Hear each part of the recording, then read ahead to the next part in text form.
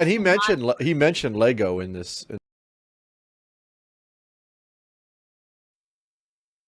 So this is a woman that works in Michael Matisse's lab, and this is more current. This is from 2021.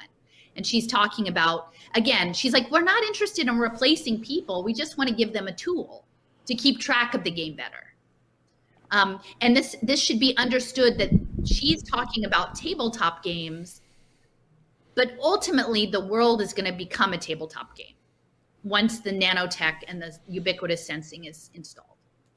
Yeah, on the tabletop game, like this was the. Oh, that's true. That's a good point. So the the tabletop, and as a kid, like, oh wow, like that's cool. Like I would like, how fun would it be to play with the goggles on and the table? Like how magical, you know what I mean? And I need to go back because I've never published my Lego research, but Lego is deeply involved in that. And he mentioned Lego in this presentation. Yeah, no, Lego goes all the way back. Lego was the initial funder of MIT Media Lab. Mm. And it's modular. And so what I actually was talking about augmented reality with Lego, and they would do group builds where you would have these, again, Legos had become kits as opposed to just, bricks that you play, and eventually they'll just be virtual bricks, right? But that you would have a complicated like townscape, and depending on the age, you would play it as a family group, or an intergenerational group as an activity together, but that the 5-year-old would get a piece of the kit that was appropriate to their developmental age, and the teenager would get a kit that, and then everybody would build their little piece, and then ta-da, poof, it all comes together. Mm-hmm. And that's what I'm saying is happening, I believe, with what we're experiencing now as building the biohybrid supercomputer, is everybody's got a little piece and they're super excited to complete their little piece and contribute, but they don't know what it's going to be when it all clicks into place. And then people will just be like, oh my gosh, I didn't know that's what we were building. I just thought I was building a this. And, I didn't understand how it was going to work because it's modular and it's independent and people don't know. Right. But yeah, totally tabletop. All right. A lot of what my research has focused on is the role of game masters in tabletop role-playing games. Game masters basically take on the role of the environment and the other characters in the world that aren't represented by the other player characters. So it presents challenges. I just want to point out on this diagram for people who are listening and not watching, there's an infographic that says being a GM, a game master, is a lot. Storyteller, world guide, facilitator, improviser, entertainment, and rules enforcer.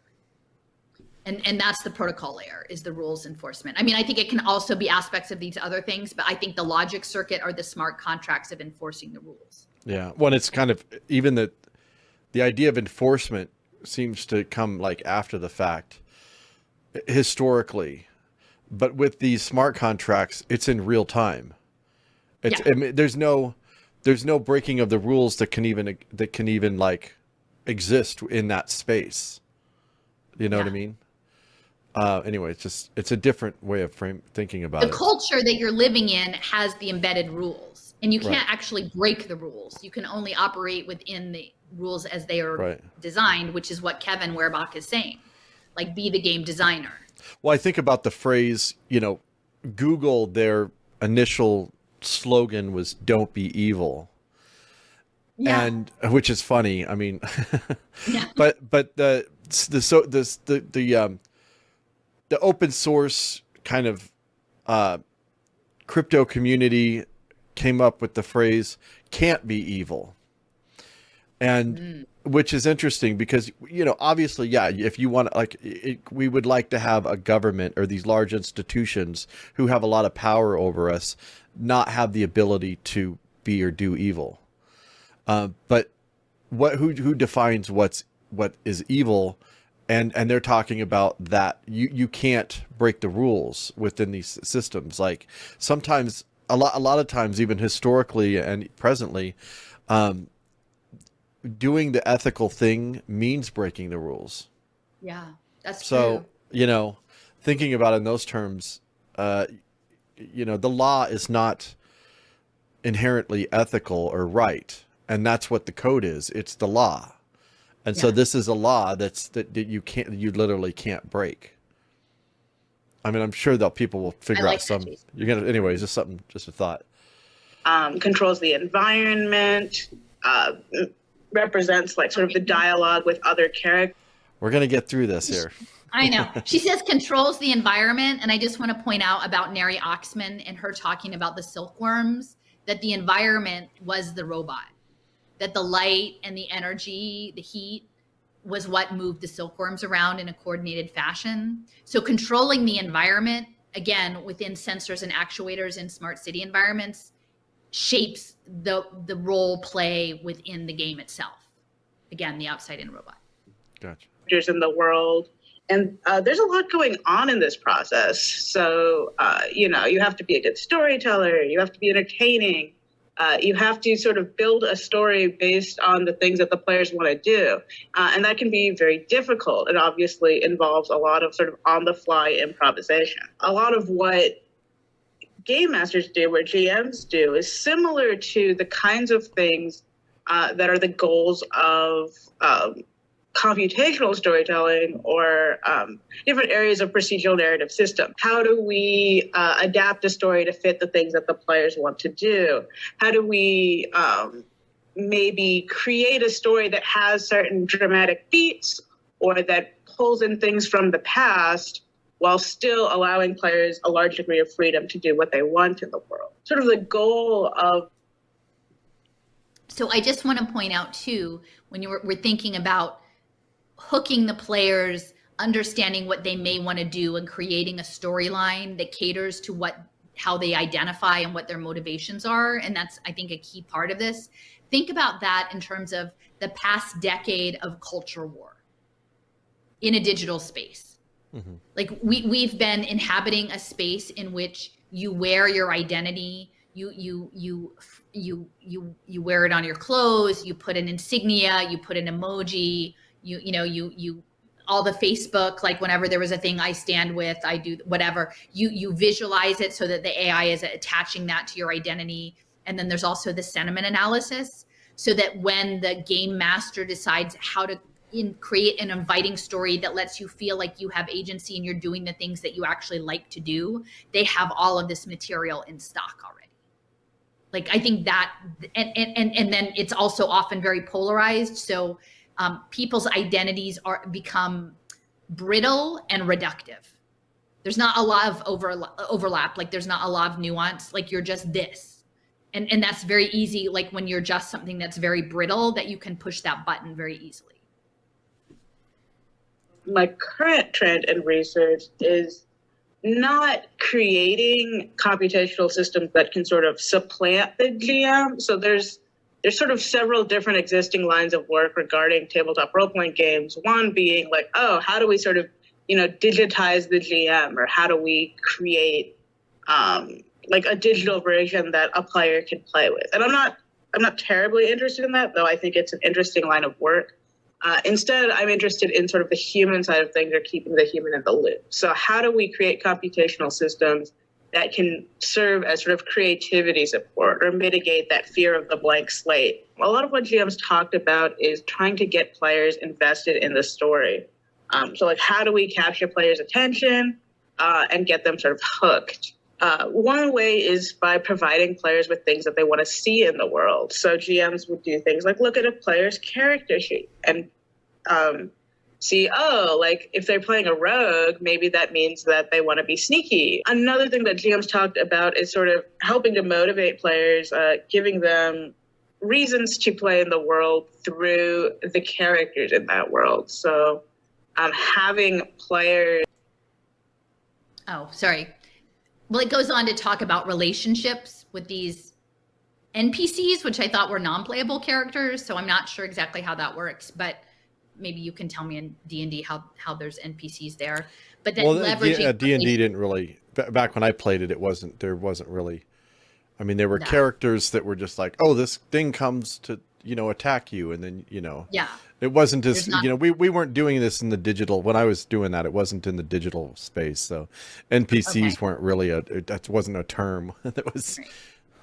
But she's talking about leveraging relationships. So again, think about like using what you know about the character to get them involved, and then leveraging relationships. So I think about that in terms of how I experience social media. And again, the clicks. I mean, a lot of how things sort of played out were almost middle school, like, and then you've got these algorithms that almost are like pitting people against each other or putting people in like cage matches.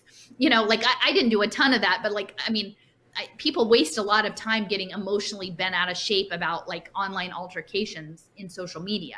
And I think that's because they're trying to reinforce your belongingness with certain groups, and then you can leverage that belongingness into certain behaviors. That like NPCs in the world is very helpful because, the players might be like, oh, no, I don't really want to do a thing. But like if your friend NPC who you really like asks you to do a thing, then you're like, okay, I'll do it for you. So trying to create those personal bonds between the players and the characters of the world in order to get players to do the things that you want, basically. In terms of agency and consequence, we see a lot of emphasis that GMs have on wanting to have players feel like their actions like really have an impact, right? So one way in which a GM talked about sort of doing this process is creating a world with momentum, with the idea being that the world is sort of headed in a particular direction. Things are going to happen, events are going to play out. The example that this GM used is like there's this revolution that's going to happen and it's going to fail unless the players choose to intervene. And if the players intervene, then maybe they can actually change the course of what's going to happen. Is that she talking about climate change or what? Well, I mean, I think you can think of even like any false flag, right? A staged rebellion, like she writes, a staged rebellion. So again, right. you create a manufactured event, and it can be at any scale, right? And then you say, but you can change the course of things. But then ultimately in the decision tree and the weighting, if you understand this computationally, that this is about a social computation, they get information no matter what, whether you act or you do not act on the opportunity. That all feeds back into the cybernetic feedback loop. Like all of it is information. Like you can't actually be off the game board. You're either acting or you're not acting, but both of them create a data trail. Mm-hmm. Yeah. The idea behind this is that the world sort of has its own agency, and both player action is rewarded, so players can change the course of events, but player inaction also has consequence. So maybe players, they can only do so much in the world. They can choose to help this group or this other group, and whatever they choose not to do is also sort of a choice. A lot of what GM's talked about is sort of thinking through logically, using the sort of logic of the world in order to determine what the consequences are for when players choose to do things. Well, also too, like I was just thinking when we did play D&D, this what she's talking about was the dungeon. You called it the dungeon master rather than game master, but they would, if you did a certain action, like you would be punished for it. That would be written into the script. The dungeon master would write in like, oh, if they say no, or if they don't help these people out, I'm gonna have this group come back and like rob them or something. Okay. And I would say, but that it's interesting to me, her use of the word logic, the logic of the game world. So imagine you're part of an interspecies biohybrid computation problem solving space, right? Like Melanie Swan's Cloud Mines, right? And you've entered into the holodeck with whatever other agents are in this, and you're simulating some sort of scenario that may be creating a data trail that's feeding some larger puzzle solution. Again, think about Lego and modularity. Maybe you're just building, the little windmill, and someone else is, you're building a unit of some larger piece. And, but you're within the computational logic of the game world. And so that would be the smart contracts, like, the law of the space that you're operating in, whether that's a law having to do with physics, or a law having to do with the justice system or social behaviors, become programmed into that virtual space. So you're acting within the quote unquote constraints. And again, that goes back to complexity, and Alicia Guerrero there, she was always talking about the constraints create the emergence. So again, you program the logic of the game world, and then you introduce these diverse actors in that space, and you see what they come up with. And so anyway, I think to me, it's interesting to play it out. I'm not saying that that's definitely, I don't even think she would imagine that that's what they're doing. But within, again, the logic of trying on the lens of, is this biohybrid global superorganism social computation, I can see how these quests, gaming quests in digital space could function as creating emergent data points, signals that could be leveraged into a problem solving thing. Yeah, I was just, this is a little bit of a side note, but I was just remembering, like, when you go and you create different types of, there were different character types, and I totally forgot about this, but one of the character types was the Berserker. And it was like basically this unpredictable, radical, like it would just like throw things, just do things that didn't make any sense. That was like illogical. Anyways, I just that there was all these different character types that you could be in the game, and it would determine different outcomes and everything. A lot of this is coming back to me. I haven't even thought about that game in like can you long look up time. Google Classcraft? Google Classcraft. Classcraft. It's a classroom behavior management. Classcraft together, I think. Oh, there it is. Yeah, so it was not Cynic Craft, but Classcraft. Yeah, Classcraft. Gamify your Google Classroom. Yeah. Relationships are everything. And so this is a behavior management tool. So this falls under social emotional learning that, again, has fallen into the culture war, woke, anti-woke framing. But Google has this classroom management tool it's a multiplayer. So you're on a team in your actual classroom, whatever that's going to look like. And you would choose an archetype to participate in. And there would be a behavior token system. And then your team, depending on it, like if you behaved or if you misbehaved, they could choose to, help you out or not. And so you can see how they're conditioning the youth. That's total Dungeons and Dragons. And yeah, I mean, can you see anything in here in terms of like, did they show the archetypes or anything? Because this is, again, back to Jung and digital gold tokens. You've got your gaming space.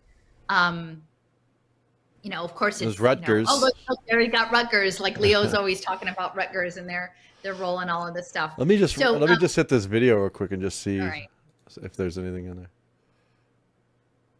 I'm not getting audio, but I got to get the virtual cable. It's interesting because they have these little mountains that almost look like they could be the peaks of Ethereum type of stuff. And they have like a Star Wars hologram thing, Lucasfilm, Edutopia, the Lucas is part of that. Can you scroll through? Like maybe they can get to a point like of showing what the avatars are. Like, I don't know if I'll do a screen share. Add agents. Oh no, add students. That's agents. But see, like, you've got points, you're adding the students as, and you can see how this would work. I was talking about, with Lynn about these online classroom systems and doing online work and work-based learning and all of this stuff. And you can see how it would be happening in a gamified quest terrain thing. This would also fit in with Acton Academy. A new objective. That's the goal. That's the social program. So when you have, to me, like it all starts to make sense. Like, maybe there's a Google workspace that the kids are all participating in, but they have to inhabit a role. Are you a mage? Are you a elf? Are you a whatever? And then your personality becomes malleable within the understanding of that archetype. You're not yourself, really. You're whatever is embodied in that space. So. Yeah, I was trying to see if there was a screenshot that showed the different characters. Different choices. Yeah. Different choices. But and I can't remember what it was like, but those little prickly bits. I remember that we looked up something called Scary. Can you look up SKERRY and see if it, because it was something about consciousness. Yeah, And it's there were like little islands, and it was something connected. Was it Neil Gaiman?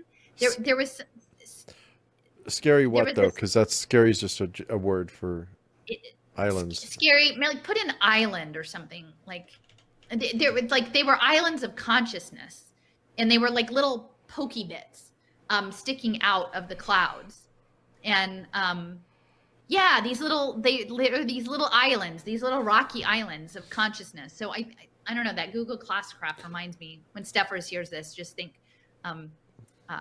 scary. Because one of the people who was part of That's this, not it. I don't know.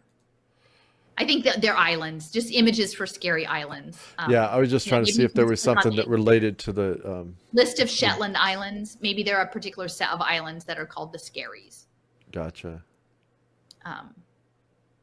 But they're little rocky outcroppings, which I think are these little pokey bits. So Okay. anyway, well, we shall see. We'll see if there's some connection there.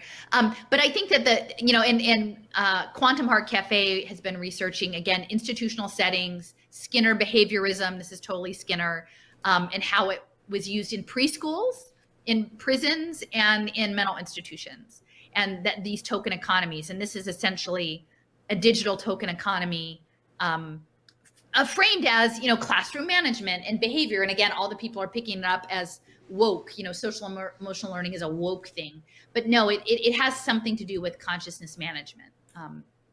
Story mode, quests. See, and the quests, I think, are the social programming goals. And you've got waves, and again, remote learning, how to do this remotely. And the quest. So I think that these quests, Argus Fest, are connected to these problem solving, group problem solving. There's the Argo and the Argonauts. I know, it's weird, isn't it? Yeah. We also looked at how GMs sort of planned for their games, because that process is sort of important as well. We see that there's this trend of GMs, particularly the expert GMs, not wanting to plan out specific things that they want to happen during any particular game session, but instead creating content that's more modular and can sort of be slotted in as needed. So in terms of a larger story structure, GMs might have, particular beats that they want to hit, but not necessarily be like, oh, well, today we're going to plot point A, and then tomorrow we're going to plot point B. Instead, I just want to point out, when she says beats to hit, that is part of what Michael Mateos has developed, and it's linked to this Aristotle dramatic structure. And I don't know if you know more about it, because you know a little more about it. Yeah, it's and screenwriting. It's a major part of, the script. Planning out your beats is a big deal. Okay, yeah. So this is being automated, and then there are like feedback loops to get to certain beats, and even like recursiveness, like if you're having some automated interaction with a virtual character, and it goes off on a sidebar, there's like a loop that loops you back into the beat. So to me, this was all new language. And when I'm hearing beats and progressions, I'm also sort of sensing musicality to it. Mm-hmm. And at the top, she's talking about story improvisation. And so I'm thinking about jazz and beats and, jamming and team members and different musicians who are working towards a collective goal, but the way it's accomplished may change depending on the conditions on a given night with a given combination of people. It makes what might emerge from that will be different depending on the composition of the group. Gotcha. GM seem to lean a lot more on randomization and allowing sort of the emergent gameplay that happens through players exploring the world. So instead of being like, I'm playing. I want to mention too about randomness and players exploring a world, because there's a huge aspect of in impact finance and early education about Montessori education models. And what is Montessori education? It is independent exploration of the world. Right? And why would Jeff Bezos want to fund a whole bunch of Montessori pre-K for poor kids? It's not just because he's a nice guy. Yeah. It's because there's something computationally in creating hundreds of thousands of agents, because the Montessori model that they're going to be exploring is far more likely going to be a spatial computing environment of the kind that Sepp Kamvar set up of Cello in the Wildflower Montessori franchise than what we understood. They're counting on people understanding Montessori as an old-fashioned thing that they thought they understood, but not as a cybernetic spatial computing control space in which children are unwaged emergent labor. And if you can imagine anything that might generate more random encounters, it would probably be a preschool class. Yeah. Like hopped up on Oreos or something. And maybe they don't get those in Montessori school. Maybe they only get carrot sticks. But like that's probably the quintessential randomness. Like I know in randomness, and I have to talk to Leo about this, but there's something about encryption that the randomness in the number calculators is super important. And that one of these big companies that was doing cyber encryption, they actually set up lava lamps in the lobby, like dozens of them. And then they coded the blobby bits as in a binary code based on like when it would blob. And they set them in motion and they were all random. And then they translated that into a random number generator. Yeah. So they were using lava lamps. So like, can you imagine some like Web3, encryption company running their random number generators based on the felt slippers of the children in a particular North Philadelphia subsidized preschool, right? Yeah, And and that's crazy. then we have like a whole side level of impact finance on their bets on their human capital, depending on if they spend more time in the block corner or the reading nook, then we get that other data stream. It's all verticals. Yeah. On a side note, a preschool nearby here, the police were recently called there because of a kidnapping. But then he woke up. But because of a kidnapping. I gotta throw a joke in every once in a while. The police were called because of a kidnapping. But then he woke up. Okay. Sorry. Get a little humor in here to keep it fresh. All right. Things around this event A happening and then event B happening. It's more like, players can sort of do whatever they want. They can go in any direction. Sort of treating the world more as a sandbox. You could use sort of randomization to come up with the actual gameplay on the fly. GMs talk about sort of not wanting to plan out, the players are going to find this person and they're going to solve this problem this particular way. But instead, creating conflict and not necessarily even having solutions for them. So the players might encounter a problem. Well, then thinking about the stress, the need for stress in advancement of these things is. Well, Oxman talks about that, right? Social stressing the structure to get the outcome that you want. You need the stressing. So creating conflict, and you don't even need to let's just start some shit and then run away. And they might be like, how are we supposed to deal with this? Well, that's up to the players and up to whatever they come up with on the fly. Specific encounters can be sort of slotted in as necessary. So one GM talked about sort of planning out, maybe I'll make a couple of different kinds of encounters for when I need like a creepy encounter or I need a particularly difficult encounter. And just sort of pulling those in as necessary. Like these canned encounters, right? Mm-hmm. Like, and think about, again, AI sensing our emotion, right? Like this idea that your Alexa is now going to know about your mental health status, or, all of these things are going to be like,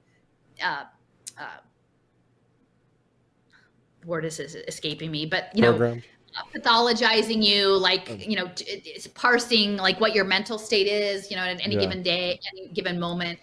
And so they can do an intervention, right? Like, this character needs to be bumped up in their emotion or tamped down in their emotion. And so there might be a module where there would be like, okay, which friends would provide this service? Like, should we just initiate a text from friend A, B, or C? That's this module. Or does this person need a creepy encounter? Okay, we've got a few people in the holding pen who are creeps, and then you can just like dial it in. Like the dramatic manager, based on all of the sensing stuff, could just dial in your life.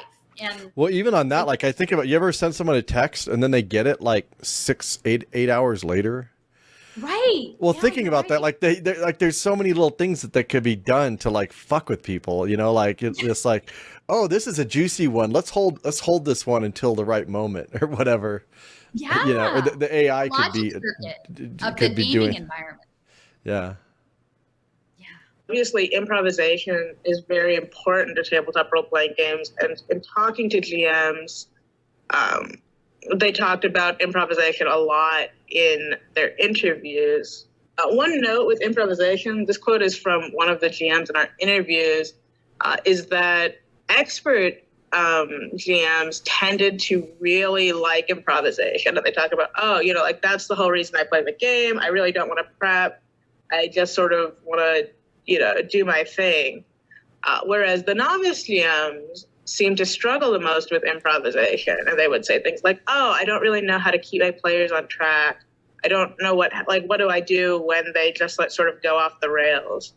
So we see this sort of as the beginning of a point of divergence between novice GMs and expert GMs. Like, how can we create computational support systems, particularly for new GMs, to sort of support that story improvisation that seems to like come through this process of actually, you know, playing the game a ton, but is not necessarily like written down anywhere. So I just want to point out that I think that the improvisation in the space is the emergent problem solving. And again, I'm not saying that she even knows that, but the system as it's constructing the infrastructure within Web3 to create, you know, the world sensorium problem solving system, that improvisation is the grail. Like that's what they're after, is Right. creative use of stress to generate the solutions to bring out solutions that would otherwise remain latent. Yeah, totally. Well, and then they do the preparation beforehand to set up the improvisation. I actually And see, I feel like that's like the Silkworm Dome framework. oh yeah, right? Like yeah, there's totally. an overall framework, and then how it gets filled in, like that. There's the rules. Again, there's the base layer of, and you know, and maybe some of this stuff within the protocol layer. There's not one totality of a protocol layer. Like maybe every gaming simulation in the holodeck is its new protocol layer, right? It's like boop, like here's whatever the Silkworm framework is for this thing that we think is optimal based on. And again, imagine that this is all attached, all of your character role play is attached to a blockchain file, right? And then all of the networking among the characters is attached in a blockchain file. And so like, and that is like in this XAPI video that I watched about the military and then putting the headsets on and going into a cyber security simulation, the guy who was picking the third team member was dialing through different options to insert into the team, and it was based in these radial dial charts of personality type. And they made a point of like scrolling through and looking and going, oh, I don't think that's quite him, like moving on to a couple people and then finally choosing someone. So imagine that like all of our past history, and it's not even a guy, like it's an AI system, is choosing team members, and for an a stressed out emergent behavior processing system. When you're talking about that, I was thinking about dating apps, and that's what it is, like matching up different people's profiles. And so you could do that for lots of different functions. Like it doesn't necessarily be like, oh, we're trying to connect these people for dating. We're trying to connect these people to fight, or we're trying to connect, you know, it could be whatever, you know? Yeah. Yeah. It's kind of crazy. Yeah. I mean, there's just some template that's prepared, and then they slot it in, and then you collaborate, you fight, you do whatever to generate the information, the data trail that is desired by in that executable game space. And I can see then like all the stuff that Melanie Swan is saying about a cloud mind. Like imagine that Otoy, you know, Lightscape bubble. Imagine they're all in this bubble hashing it out in the haptics or whatever, and then everything is like documenting the narrative structure and your contributions, and then later they're like, oh, you know that thing you said 10 years ago in that encounter, well, that turned out to be super important, so now like you have a lifetime stream of micro penny payments, you know, every time we use that. They're going to have transcripts, and think about like even now on these videos, like on YouTube, they're creating instant transcripts of everything because language is, so everything is just going to be captured and computable. Yeah. And part of a really dynamic, sophisticated, emergent patterning system. Yeah, totally. Also too, like observation changes behavior, but tokenization changes it as well. Like, I mean, it's not like you're no longer this free agent. They're studying something that is, they're actively manipulating. It's kind, you know what I mean? Like, it's not like, like an anthropologist going into a village they're gonna hide out and like not let the villagers know that they're there and just observe. It's there's a participation. In fact, I'm going to bring it with us on the trip because I might want to rewatch it. But I have a documentary about these anthropologists, and there was this famous thing where like this anthropologist was making these movies. I think it was back in the 70s about like the villages were fighting, and he was coming up with all these stories about what was actually happening. And it turns out what was happening was they were fighting over the goods that he was giving them. Like he'd give a machete to one person, and then they were fighting over the machete, and then he'd be like, they're fighting over this guy's wife or whatever. He's like making up shit. And this guy got like really famous off of this, of telling these totally fictional stories, this anthropologist. Anthropology is like just loaded with all sorts of like bad stuff, but I think about it a lot when it comes to a lot of this stuff, because that's what it is. It's almost like the AI is anthropologists that are studying us. The outside and robot. Yeah. So, and again, think about what Michael Levin was saying about timescape, right? The problem space, the timing of the problem space. It's like, what does it mean if everything gets hoovered up and sorted into this blockchain filing system, and there's something outside of our time scale that has access to that, which is like all of the history, like up to the point that we start shoving it all in there and digitizing it all in there. Like that's just a different kind of mind. Like that's like that is impacted by time. So yeah. Just creating the information in a more accessible form for GMs. So if for those of you who have played before, you might know, like you get like little module, like a paper module that has like lists of characters and locations and descriptions and all of that. And during play, you might be like sort of rifling through that, or if you have a digital copy, going through a PDF. Now there are slightly more accessible versions. Okay.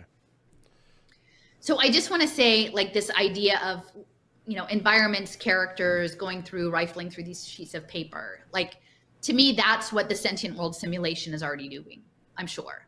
And I mentioned to you earlier, and I can't remember which movie it was about Snowden, if it was the Oliver Stone one or the Citizen 4 one. I think it's Citizen 4. But I have the strong... Was that the one where they're in the hotel room? No, in this case, he was going into somewhere in Germany or something. He was like at a cocktail party or something that was like with the CIA.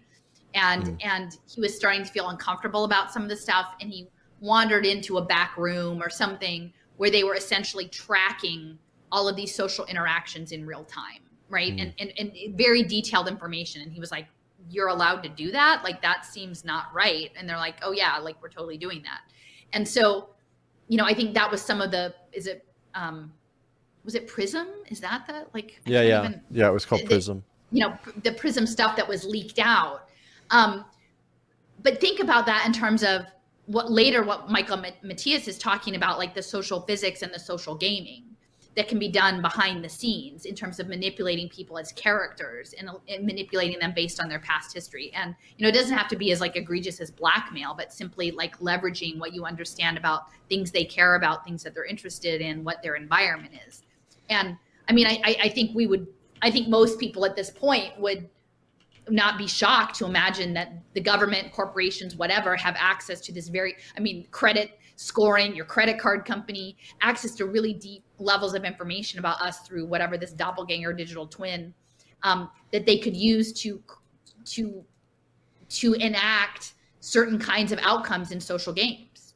And it just, again, I just keep that it sticks in my mind. And, Johns Hopkins, Avril Haines was part of that Event 201. And, and she was connected, a fellow at the Applied Physics Lab at Johns Hopkins, and then later became head of intelligence. So what if like all of this intelligence community is actually about tracking global signals, not for, at one level, geopolitics, right, or strategic advantage, but at a higher level about networking literal intelligence, collective intelligence towards this goal that we're talking about. Yeah. The Central Intelligence Agency. Maybe the CIA is literally running the World Sensorium. Like having hyperlinks to specific like stat blocks for creatures and things like that. But I think that this could definitely be improved upon in terms of how GMs can access information. So basically putting things in a database such that GMs can quickly sort through the information that they want, and then letting GMs make changes to that as well, because a lot of what GMs talked about is sort of pulling out what they want, or players, doing things that are unexpected during play, and GMs needing to keep track of that. So like letting the GMs update the database based on the things that happen in the world. Finally, we get this sort of idea of improvisational suggestions, which is probably the hardest out of all of these to implement, but also the most interesting from sort of like a computational narrative perspective. How do we create this sort of knowledge base that represents all of the information in the game world, but also allows the GM to make changes? And how do we sort of layer on top of that this improvisational suggestion for GMs, or like computational support for creativity? This is a diagram of different story paths through an introductory module, Lost Might of Phandelver. And all of the different characters and information in the game and the locations are represented in these JSON files that are used to generate this flowchart. This is a little like web tool. So I just want to mention too, in terms of trends, like Philadelphia has a really active Fringe Festival, which is sort of improvisational, small scale media like festivals, theater and drama, performance art. And a lot of them increasingly are participatory, right? Like the audience participates in the theater performance, and some of them are in non-traditional spaces, in cafes or in parks or other things. And so I think that this also feeds into the live action role play aspect of the computation, and then again bringing the theater thing into incorporating the audience into the larger performance as characters. Interesting. Based on a prologue database that basically contains information about all of the characters and information in the game world, and this can also be used to generate that visualization. With the idea being that if we store all of this in a prologue database, then we can quickly pull out and access information. And then this can be as simple as we want, like maybe the characters have done this much in the story so far, and we want to provide them with a little bit more to do. Like, what's the next plot hook we can give them? But it could also be pulling out interesting relationships and character information, such as, interesting rivals in the story, or recurring a villain that, the players had encountered before. And I hope that this research is not... Is that Alison McDowell? Well, I mean, but the thing is, you can create rivals where there's no real rival. Like you can foment people, you can look for patterns, and then you can amplify and enhance patterns with feedback loops, right? Yeah. And so you can create things that aren't really there, or you can take a signal and you can amplify it and make it a thing that wasn't really even a thing. Right.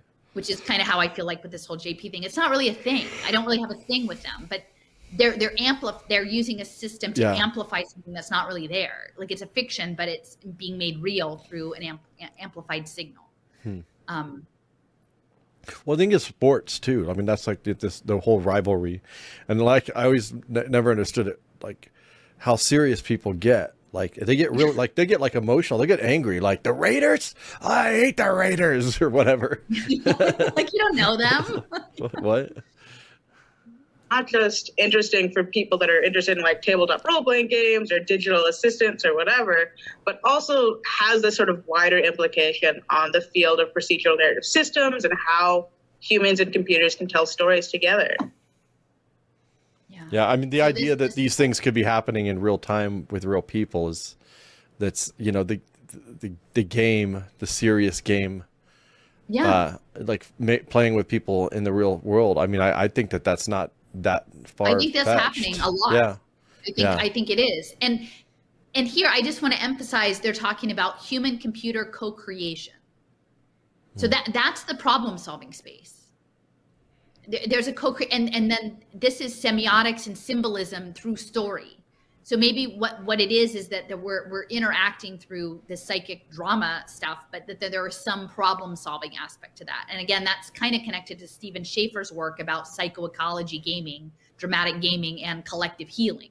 But I don't trust his version of healing because I'm not situated in his viewpoint that I would enter into his game and want to be healed to his viewpoint, because it's not one that I actually share. Yeah. It's very polarized. But this co-creativity, I think that's the problem solving space that they're after. Whether or not they get there, I don't know. Right. So I think that says part 2. Is there a part? Is this part 2?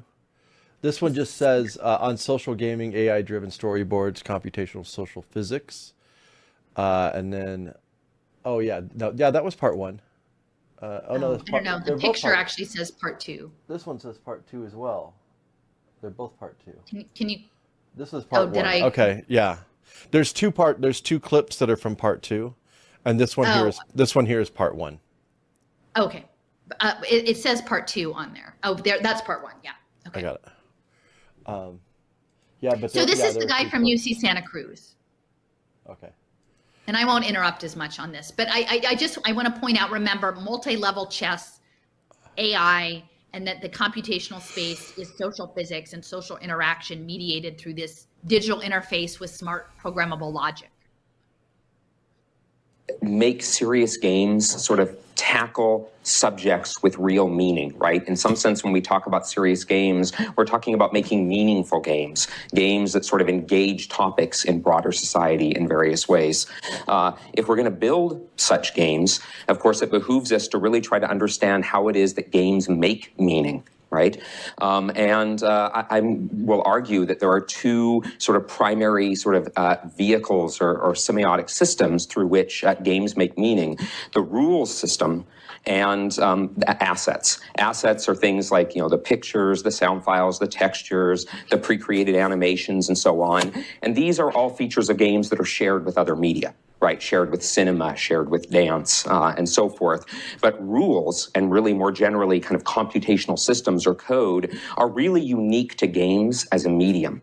That games really is the medium that uses rule systems and computational systems to express meaning. One of the kinds of assets that are handcrafted in games are not only the kind of, the visual assets and the sound and so on, but oftentimes scripts.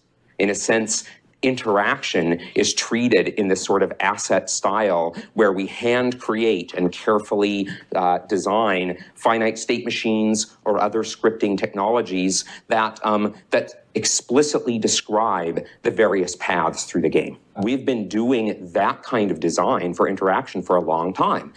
Those of you, some of you in the audience may have read the Choose Your Own Adventure books that were certainly very popular. In these books, you explicitly are presented with choices such as, the mouth of a windy and dangerous cave is described. And then it'll say, do you enter the cave? Turn to page 206.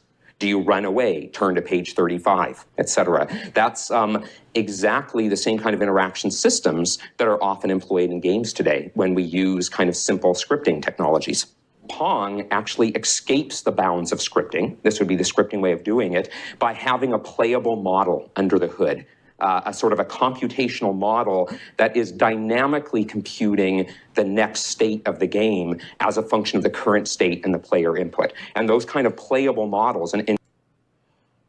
So I want to say that distinction is really important between the Choose Your Own Adventure, which is a branching linear model, and a dynamic playable model. Yeah. And so I believe that what we're moving into with Web3,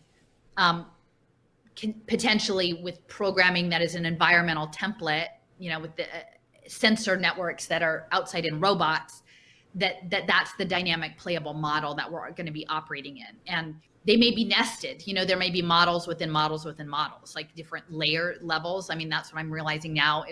if there are problem solving spaces that we enter into a room or a virtual space, these Facebook rooms or these chat rooms, that is an equivalent of a digital modeled space. But that dynamism is central. And that's what people are still not understanding about the distributed ledger technology. Like, and it's only more recently that I've understood this as a concern is that it isn't authoritarian. It actually is guided and structured in a way that invites you to play the game. And, and again, even looking back at my frustration with Derek Bros trying to push crypto gaming on, impoverished children in Latin America. Like, he imagines that as freedom because, they get to earn money. He doesn't understand it as that this is part of a larger system that we didn't agree to, Mm-hmm.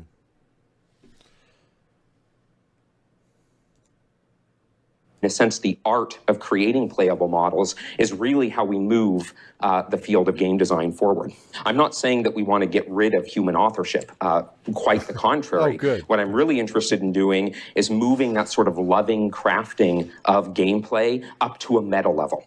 Right? Instead of lovingly crafting kind of a canned progression through the game, we really want to lovingly craft these emergent systems through which all kinds of rich and dynamic and infinitely varied gameplay arises. Playable models are simulations where... So I just want to point out, because I've had some back and forth with like Deepti about the Hollywood the studios and the petitioning around AI, generative AI, and the storytelling that's being framed again around labor. But the future of digital media, the future of storytelling, and I think it's all going to start to converge, whether you imagine that you're an author or a screenwriter, scriptwriter, or a filmmaker. It's all converging into modular units in this gameplay. I mean, I think that's the goal, whether or not it actually happens.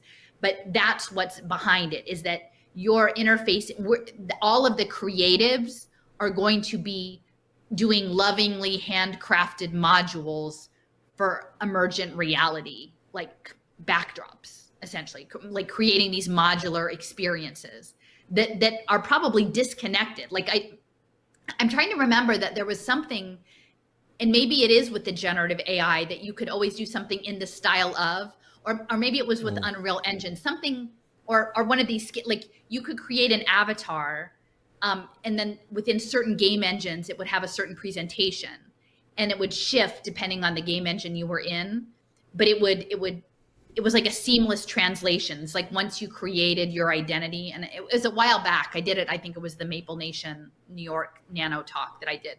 But you would create an avatar, but depending on which universe it inhabited, it might present slightly differently for a fluid experience. And I can imagine that this generative AI, the modules that they create would be interchangeable. It wouldn't be a jarring, an anime version versus a photorealistic, from module to module. There would be some guiding process that you would set the template, and that you would inhabit, a space that evoked a Van Gogh painting or something like that. And then it would just all be congruent with that division. And when people were getting captivated with the AI generated art, I'm like, no, they're building the virtual world. Like, this is the Lotus Eaters out of the Greek myths. Like, they want to invite you in so that you never want to leave.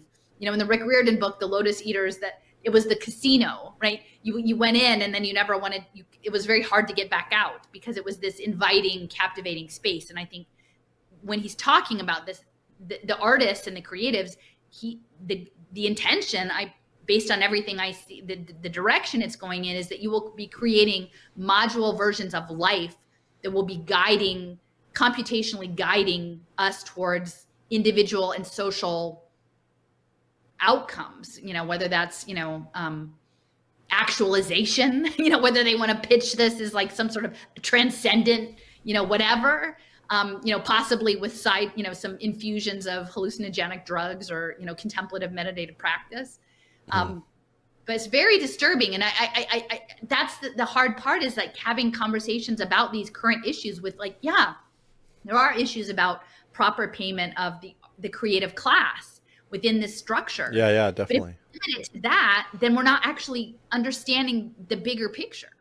Mm-hmm. Yeah, and there's even with that, there's other issues. It's like, let's just say everybody's on this tokenized thing, and they're artists, and they're going to get some micropayments for every time,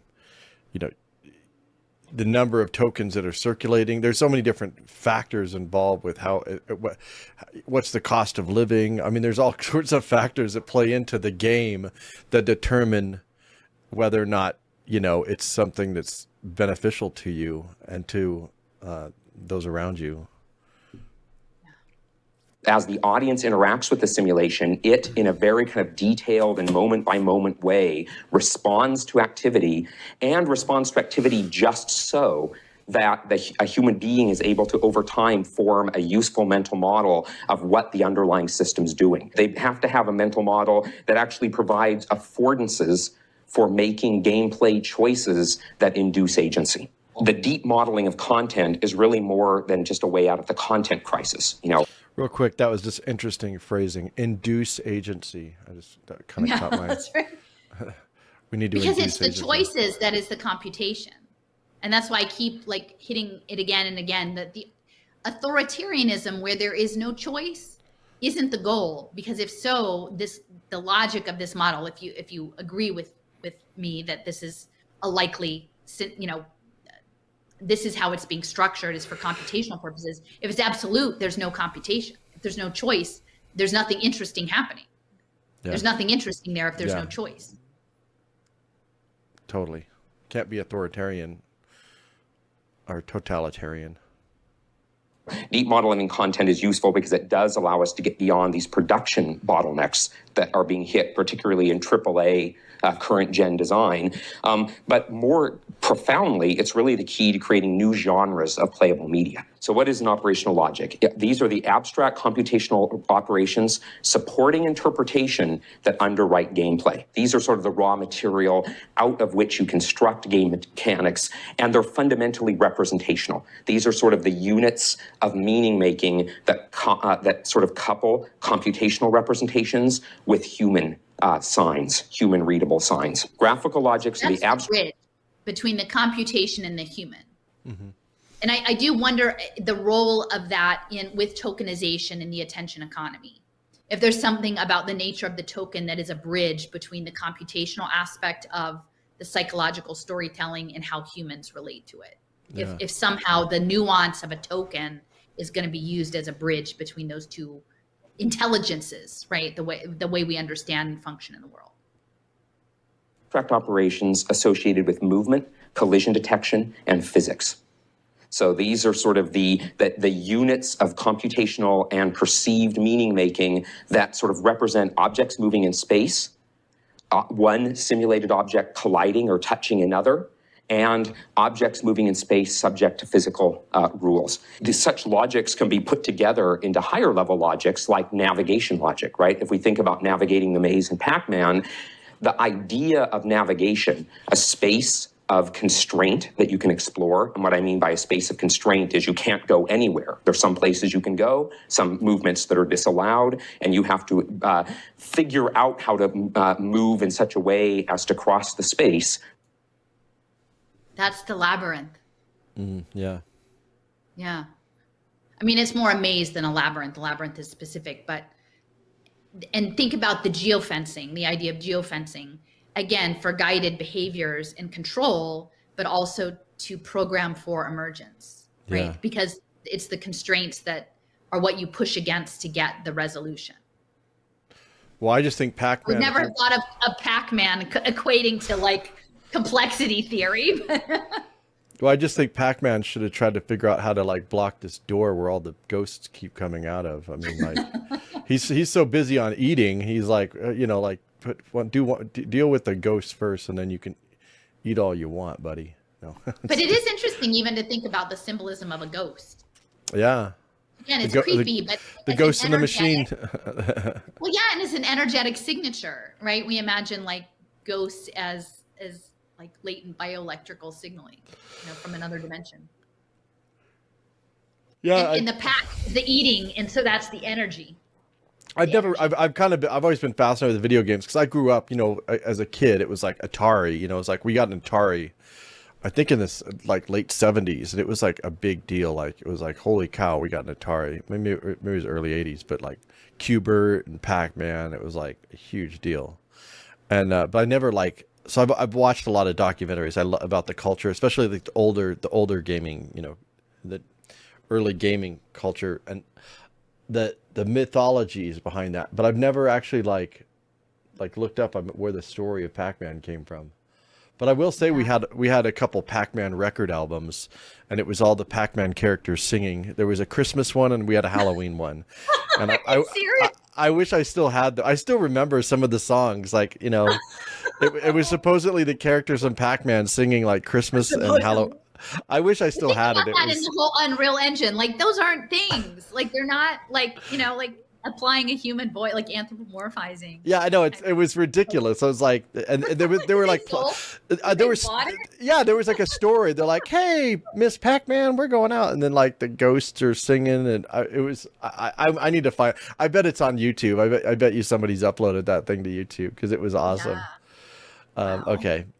While, you know, avoiding obstacles and so forth, you wouldn't be able to have the concept of navigable space without those two. What our mission is really about is creating compelling new forms of interactive entertainment that provide deeply autonomous, generative, and dynamic responses. And this requires deeply modeling and creating new playable models and operational logics around aspects of the experience that are currently static. What's sort of interesting about BioShock at a mechanics level are the sort of emergent paths through which you can do combat resolution. And that kind of thinking about what it would mean to create a playable model around that is really what underwrites a lot of the work we do in the Expressive Intelligence Studio. So this includes, you know, modeling currently static aspects of the experience, creating new kinds of authoring tools that allow you to author these new kind of playable models. Because if you just sort of, you know, come up with some, you know, cool new simulation technology and it's sitting there in a vacuum like a unicorn, well, no one's going to be able to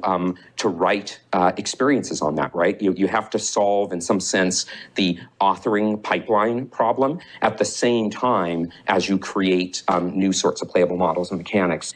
I'm all for games that are more serious, right? And if you look at the definition, the dictionary definition of serious, this thing means things like requiring much thought or work. You know, this is great. Not all games need to be fun. In fact, Facades often been critiqued in the gamer press for not being fun. Right? And it's like, great, it was never intended to be fun, right? Not all profound experiences are fun in that sort of Disneyland kind of sense of fun. You know, whee, I'm on a ride, you know? No, you're in a line, actually. Disneyland. Like, no. Well, I want to say too about the authoring, like, so they're developing a framework that they can hand out because ultimately they need everybody to build this extended reality out. And I just want to point out that that is consistent with all of the push for the open metaverse, right? Oh, we're not going to do the corporate metaverse. We're going to do the open metaverse. And that's what Cesium is after. And, you know, all of these people is that it has to be open source. Yeah. It has to be open source and it has to be something that even people with not high levels of sophistication can operate. You know, and I do have that clip that we don't have to play, but with Rev Labardian of NVIDIA, saying that they want to give like an AI support engine to every child so that they can build their imaginary world in the metaverse. Yeah. So like, I think that fits into what they're talking about is to create something that's very intuitive, that many millions and billions of people can participate in building it out. Otherwise, it's not going to work as a computing system. When in terms of the graphics, there's Pixar's USD, Universal Scene Description. You know, they open source that and everyone's like, oh, I can't believe they open source this. Like, of course they open. So they want everybody to, even my software that I use for editing now, supports USD. I DaVinci Resolve it now. Just one of the latest, upgrades. It includes, USD support. Yeah.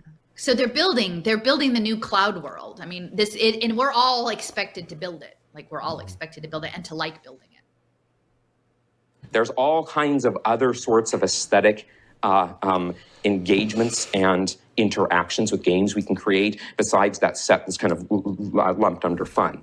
Relating to matters of importance. Great. I mean, I believe games are and are growing to be the predominant medium of the 21st century.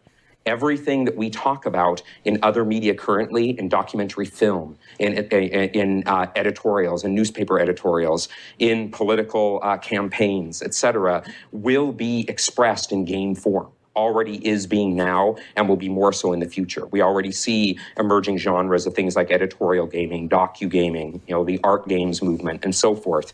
Yes, ever relating to matters of importance, I'm all for it. In a sense, this was kind of a prolonged 5-year experiment. It's sort of 5 years to make the game, in how do you turn that kind of social interaction into a game, which, as we've just seen, talking about playable models and operational logics, basically means how do you build playable models about psychological head games and conversational interaction. I just want to briefly sort of point out the major elements of the Facade AI architecture. I wish we could see the screen. Psychological head gaming. A lot of head, and this is called Facade, and then this is their early game development that they created, and then later on they've been building off of this ever since. Sort of understand how that experience you're seeing is being constructed by the system. So the first thing to realize is none of that is pre-rendered animation. And in fact, most of it's not pre-animated. The faces are fully procedural. The eyebrow twitches, the eyes, the little eye rollings they do, facial expressions, emotional expressions are all being generated in real time, moment by moment, as a function of an emotional simulation and behavior state simulation in the autonomous characters. The autonomous character system is figuring out how to accomplish multiple goals at the same time. At its most complicated, there can be up to 24 simultaneous goals in one of these characters, either a trip or a grace, that they're sort of simultaneously satisfying. We don't know until runtime how those are going to mix together, when a conversational topic is going to come up, where the player might be standing in the room. All of that has to be sort of dynamically worked out by the system.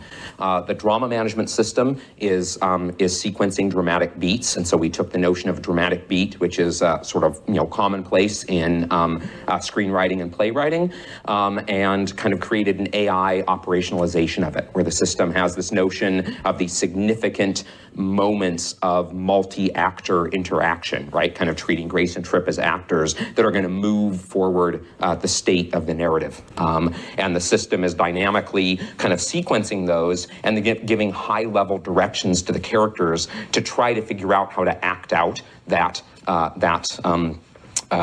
piece of content. So these things selected by the drama manager aren't just sort of played out as static content. In a sense, each selected beat is like a mini story machine, a mini story generator, which has to try to accomplish the dramatic goals of that beat while remaining real-time interactive to the activities of the player. The natural language processing system is doing partial. This is connected, I believe. I mean, I don't know directly, but it's related to the micro-psi, the Yosha Bach work in terms of the emotion and motivation of these agent characters. And again, talking about multiple goals, multiple players, this is something that's only held within this high-level computing system. And so even though the young woman is talking about, we don't want to replace the human, we just want to give them a tool, and talking about it in tabletop gaming, I think what he's really addressing here is a much higher level sophistication, and then even, as someone who was involved in activism, right, at various levels around anti-poverty issues, around education issues, and these events that come up, some of which you feel like they're manufactured, the way reactions are manufactured. I'm not saying to the extent of crisis actors per se, but things happen in overall campaigns to derail movements, to create rifts in groups and situate things. I think that this is all stuff that can be programmed in as a quote unquote dramatic beat or a subplot, of this larger effort that's always circling towards the bigger goal. contextual parsing of surface text. What that means is it's not just keyword lookup. This isn't ELIZA or simple pattern matching. There is actually some amount of syntactic parsing going on. Our meaning representations are not semantic units, but they're really speech acts, like flirt, directed at a character, oppose, agree, thank you, refer to topic, and so forth. And any one utterance the player makes may actually trigger multiple.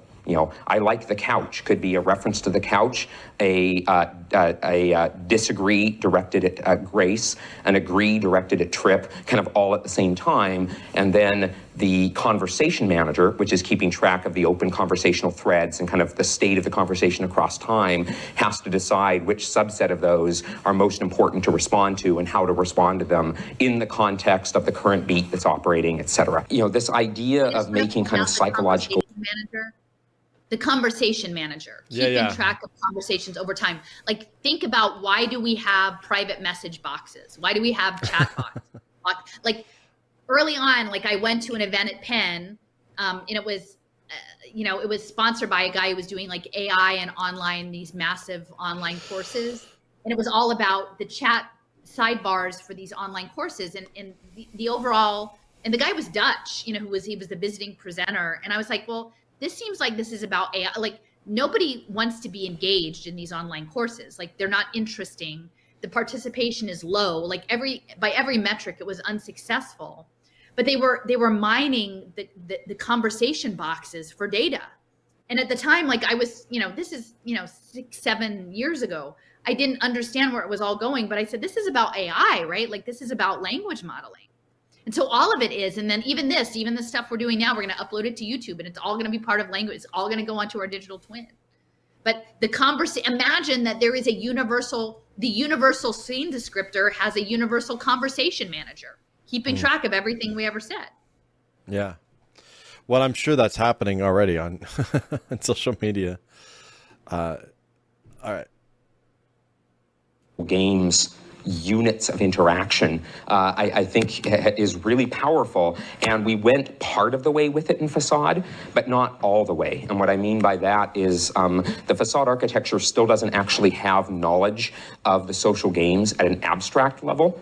And we as authors, Andrew Stern and I, had to kind of figure out how to take a given abstract game. And we didn't use any of Eric Byrne's specific games, but we were kind of inspired by some of his games. So we had to figure out on our own as authors how to take an abstract game, combine it with some backstory material, and create a performance and create performance behaviors around it. Well, wouldn't it be nice if games could be authored in the abstract on their own? Right, that you could author, say, an affinity game on its own, and then have the system kind of auto-magically figure out, given two characters who happen to get sort of plugged into playing that game, have it figure out what conversation should take place, what backstory topics should get brought up, etc. And that's actually mentioned in the Congress, that movie. So the movie itself, the woman has a son who has like a genetic disorder or something, Usher syndrome. And I think it meant, like, he's very bright, but he has a different way of thinking about things. And so, and he's in a medical consultation, and he's in a different space, and it's affecting his perception, his vision, his hearing, but also just how he thinks about the world in a different way. And, the mother is this famous actress, and the doctor knows this. And he's saying his mind is like the film is going to be. Like, the film industry is going to be like his mind. That's how it works. Like, instead of the character in the film is going to be your mom or your girlfriend, and you'll be able to plug it in to that and have it work and operate on that level. And that's exactly what he's describing here. But this is, and interestingly, this is the same year. This is 2013. I'm pretty sure Congress is the same year. Yeah. Maybe they're referring to all the same information. Yeah, sounds like it. Okay, so this is the talk with Michael Matthias was broken into two sections. So this is, I think they were actually given on the same day, but it was broken into two different videos. So this one speaks more specifically to it builds off of the architecture of the AI storytelling. And then he discusses a second game that was built off of Facade, which was the first game with the couples in relationship distress in the apartment. And it's translated into a high school narrative around the prom. but you can hear in terms of how they structure the psychological head games that were mentioned in the last section, that really they're developing the programming on some pretty dysfunctional, in my opinion, social patterning.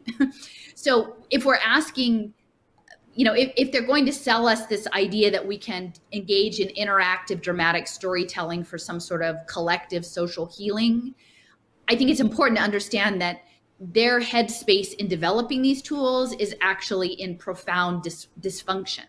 And I don't think that when they offer you an entry point into the interactive drama, that you're going to get a warning label that, oh, this was built off of the toxic friendship dynamics of Sex and the City. That's not going to come with any kind of warning label like that. So, before you put your tween on an interactive mental health video game, you should understand that, again, these presentations are 10 years old, that they're coming out of this broader context.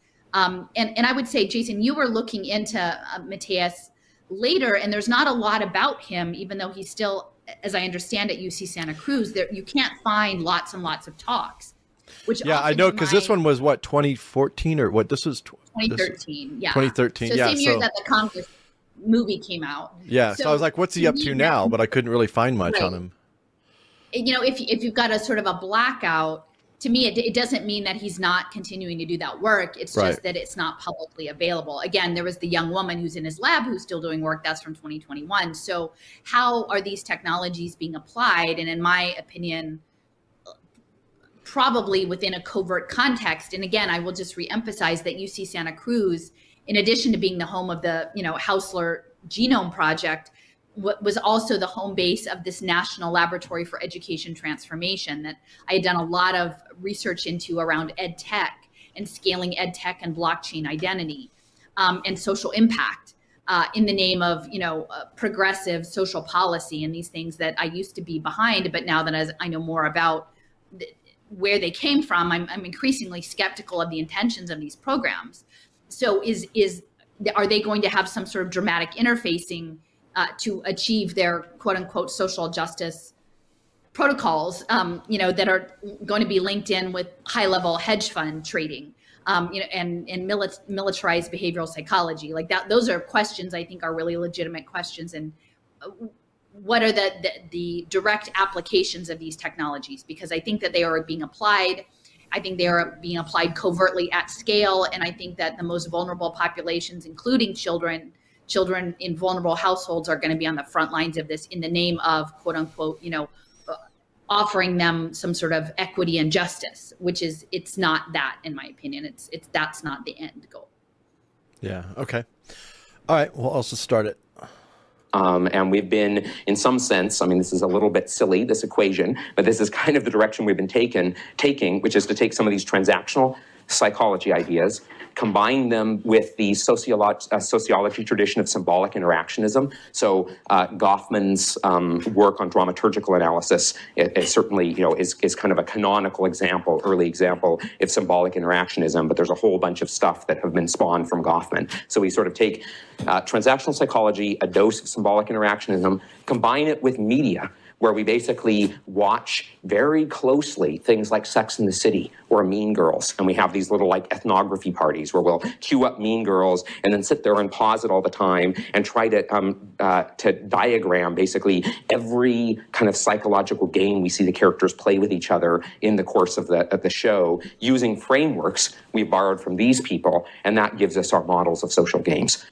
Real quick, I want to just say something about that. What's interesting about this is you take this, it's like a self-reinforcing thing when you look at the whole dynamic between the researchers studying the scripted TV show, and then it's like this. I think there's a play back and forth between there that's like a reinforcement of these ideas that are totally unnatural. Like, it's art imitates life, sort of. Life imitates art, sort of dynamic. Anyway. Well, then I would also say, think about the rise of reality television, right? And the normalization and it almost becomes hyper real, right? Like I'm trying to remember, like, weren't there some like MTV programs where like groups of millennials would live together in some place? Yeah, and then the real world. So again, if there's a constraint, if you understand this is like a problem space under the dome, like they created an artificial environment, like a zoo, and then they film that as if it were reality, or these weird, bachelor shows, or pick these things. It's taking real life and then magnifying it in unnatural ways, and you're right, then using that as a self-reinforcing mechanism of this hyper unreal reality. Yeah. And asking us to set aside belief that that's actually how it is, and have our identities constructed against these norms that are established in digital media that aren't in fact how real people are. Yeah. Well, yeah, exactly. When people talk about human nature, I'm like, I don't even know where's the control group? we're all like enmeshed in this. But the other thing is, another interesting thing about the rise of reality television. I have a friend that was that worked in reality television, and she was saying that there was that big boom in reality television that happened, I don't know, like maybe 10 years ago. And it actually was, a lot of it was a result of the strikes, the writers' strikes. And they realized, oh, wait, we can actually do reality shows and not have to pay, even though a lot of it was scripted. They pretend it's reality. But just that timing, that's when this is 10 years ago. Mm-hmm. Yeah. Right. So is it problem, reaction, solution? Is it like, okay, so now we're in a process where some of these templates and modules, like think about what he said in the last presentation, like we have it was the woman speaking about the game masters. Oh, well, we need a module of discomfort or creepy or whatever. So we'll just plug that in. And imagine how that would work in a reality, and she even talked about like procedural narrative. So I can imagine that maybe that whole reality TV show thing, at one level, it was about labor and strikes and the economics of the industry. But that at this deeper level, then it created a test bed to do trial runs on things like this. Okay, so what are our modules? What is our palette? And within this artificially created social construction, how do we run the beats for the dramatic thing with emergence? Right? Mm-hmm. It's not you say this, it is improvisation, which was really central to that woman's talk about the game master, that what they were after was improvisation. And so reality TV is, could be imagined as improvisation within established constraints. Yeah. Well, yeah. And even on those shows, they're it's not scripted like word for word, but the scenarios are absolutely scripted. And I'm sure like some of it's, some of the lines are scripted, but it's got a lot of improvisation in there as well. It's like a mix. Okay. Well, what our sort of operating hypothesis is that the screenwriters for things like Sex and the City and Mean Girls, they implicitly know all these social games. They might not be able to explicitly list them out, but what they have done is they sort of implicitly have catalogs of these, and they're taking the volume knob and turning it up to 11. Right, that's basically what drama does as a medium. Is takes the volume knob on those interpersonal interactions and turns them up to 11, which makes them really easy to see. Or general terms, social game in this work. Yep. So I just want to emphasize that, taking the drama knob and turning it up to 11, and that sort of builds off of what I was saying yesterday in terms of fomenting trolls and different altercations in social media to provoke certain reactions. So, we're not daily in regular social media fields lately, right? Where we're just mostly on our channel here. But when I was, you would get drawn into online dramas that maybe didn't even relate to you. But the idea of the drama being on 11, that social media is a way to amplify a signal and almost caricature human behavior. We almost become caricatures of ourselves because we're operating on 11, and that's not a natural space to be in. It's exhausting, and will blow out your adrenal glands. Yeah. Well, and the 11, the context of that. Yeah. It was the movie is it's the movie Spinal Tap, which is a really funny it's a fake documentary about rock stars, and he's got the amplifier, and he's like, most of them go up to 10, but this one goes up to 11. And the filmmaker that's making the fake documentary is like, well, why don't you just have it go up to 10 and be louder? He's like, no, this one goes up to 11.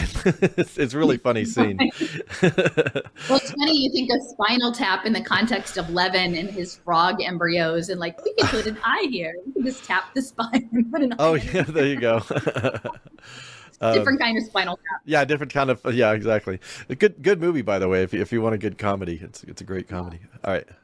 Pattern of multi-agent interactions whose function is to modify the social state existing within and across participants.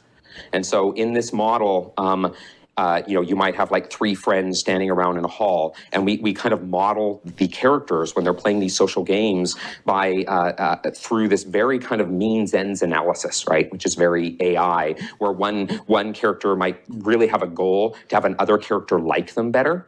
And so they're going to figure out then, in my little repertoire of social games, what kind of social game can I make happen between the three of us that I think is likely to result in this person liking me a little more? Maybe it's going to be like show off a cool cool thing I can do, right? Or maybe it'll be purposely making fun of some person who's not even present that I know the person I want to like me more dislikes. Okay. So I just, again, think about all of this in the context of social capital, right? Like in how our digital twins are going to be having this dynamic relationality of social capital, of like who you're indebted to, who owes you, what favors, like where you are in different influence circles and overlapping. And so I would just say, like, my first, like, and now I have some perspective on it, so it's not quite so painful. But like what happened to me with Bantam Joe and like creating this amplified hysterical attack on me and my research in this public space with all of these hundreds of reactions that ultimately led to me deciding to be off of Facebook. And at the time I was off of it because I felt very hurt, but now I understand more clearly the nature, the militarized nature of that as a platform. But imagine that, like, I mean, you saw Joseph in person, so you know that he is actually a real person, but there will be in the future, there could be unreal people who could foment these situations. And again, then it leaves you begging for a trust machine to be like, well, prove that you're human, like proof of life, proof of legitimacy. So that's feeding back into the digital twinning. But like this is this slippery slope, really weird world. And I think the thing that hit me so strongly was, like, my understanding was like 600 people like weighed in on this terrible thread against me, which really didn't have much substance besides that I had blocked his girlfriend. Yeah, it was so stupid. Within the theoretical rules of social media, your free will, you're still allowed to exercise the things. But then, like, again, the social construct is like, even though it's an option, you're not allowed to actually do it.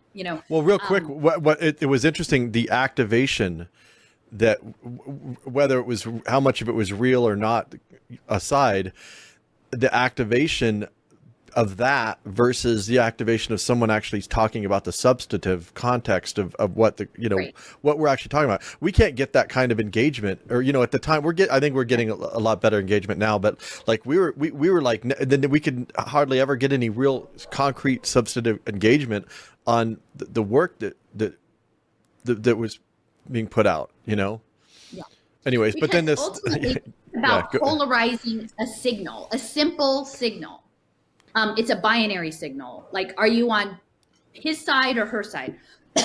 Right. Like, weigh in with this weighted neural net thing. Like, don't weigh in with a thought about the issues or the significance of the research or different schools of thought or one versus the other. I can see both sides, or I can take this from this point of view and that from that point of view. And like, let's maybe find a different, like, maybe there's other ways of seeing it. Like, that gets lost in the digital signaling. And that's like the McLuhan, the medium is the message, right? Like, it's not even what you're saying. It's literally the medium becomes that. Like, the digital media sphere is simply a signal relay device that reduces conversation to a knee-jerk reaction. It's a reactive. It provokes. It's like a neural synapse. There's a provocation and then a reaction, a response. But there's not a lot of nuance in it. And so, again, I was deeply, deeply hurt by that, and deeply hurt that, like, at the time, people, I thought, like, even though looking back, I can see that this was about signaling, like, the hurt you feel that people not standing up for you or not articulating your position based on what they know of you as a human, that didn't happen. And that was really, that created a lot of harm for me personally. But now I can see it more clearly that these are the mechanisms. And I would say, because Joseph built those systems, like, he was involved, maybe not exactly Mathias, but his paid professional work was developing more and more sophisticated NPC players for simulations, which were video games.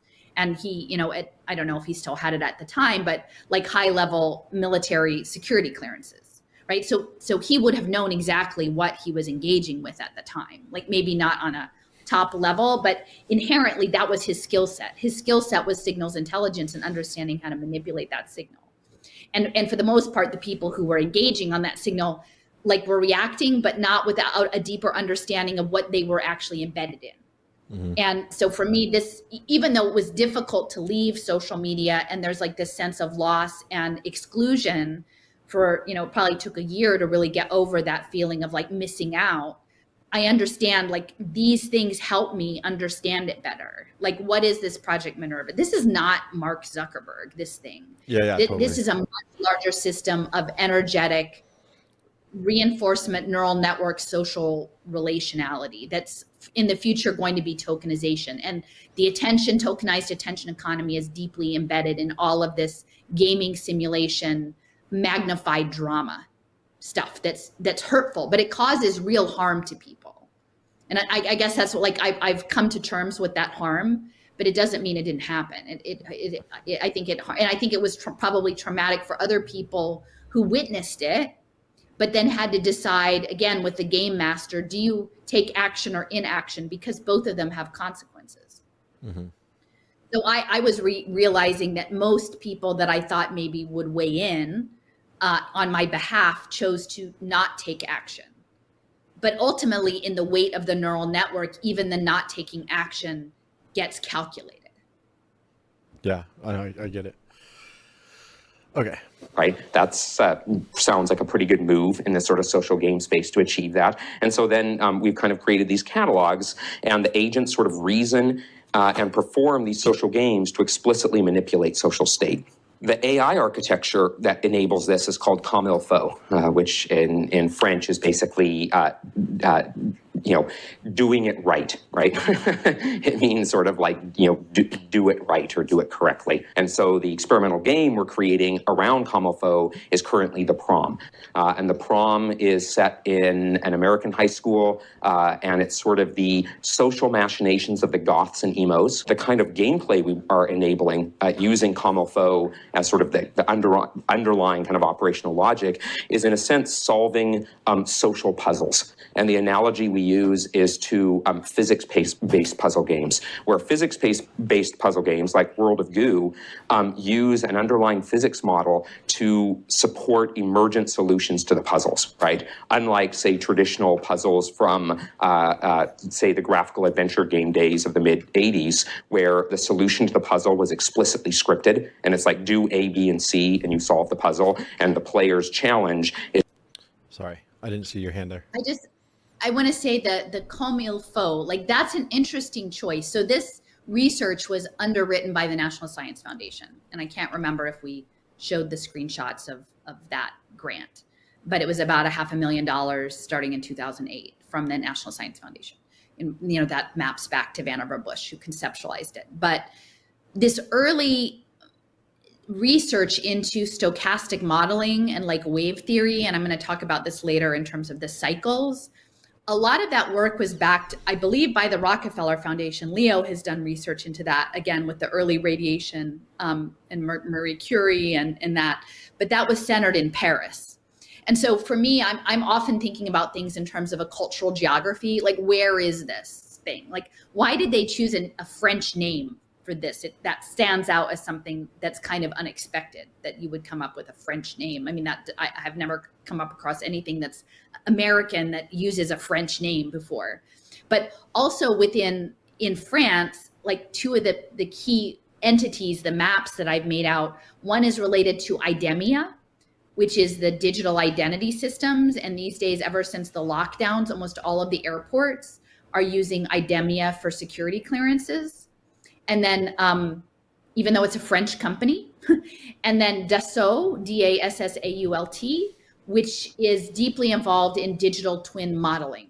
And those are both French companies. And so if you kind of take it back to the context of France and applied mathematics and waveform modeling, and again, human weather and cycles, to me, that feels like a signal pointing back to like, why might they have centered a French phrase for the use of this behavior modeling storyboarding program.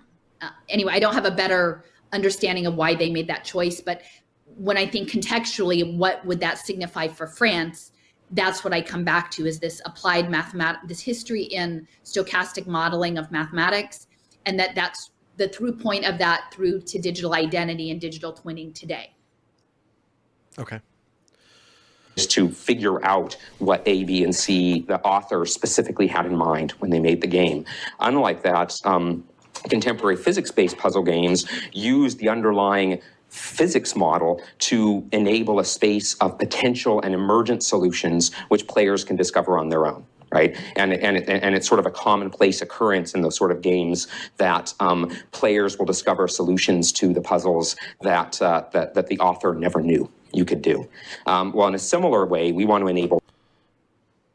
So I just want to point out too, and we talked about this a little bit earlier, but this idea of a linear solution that progresses versus an emergent solution.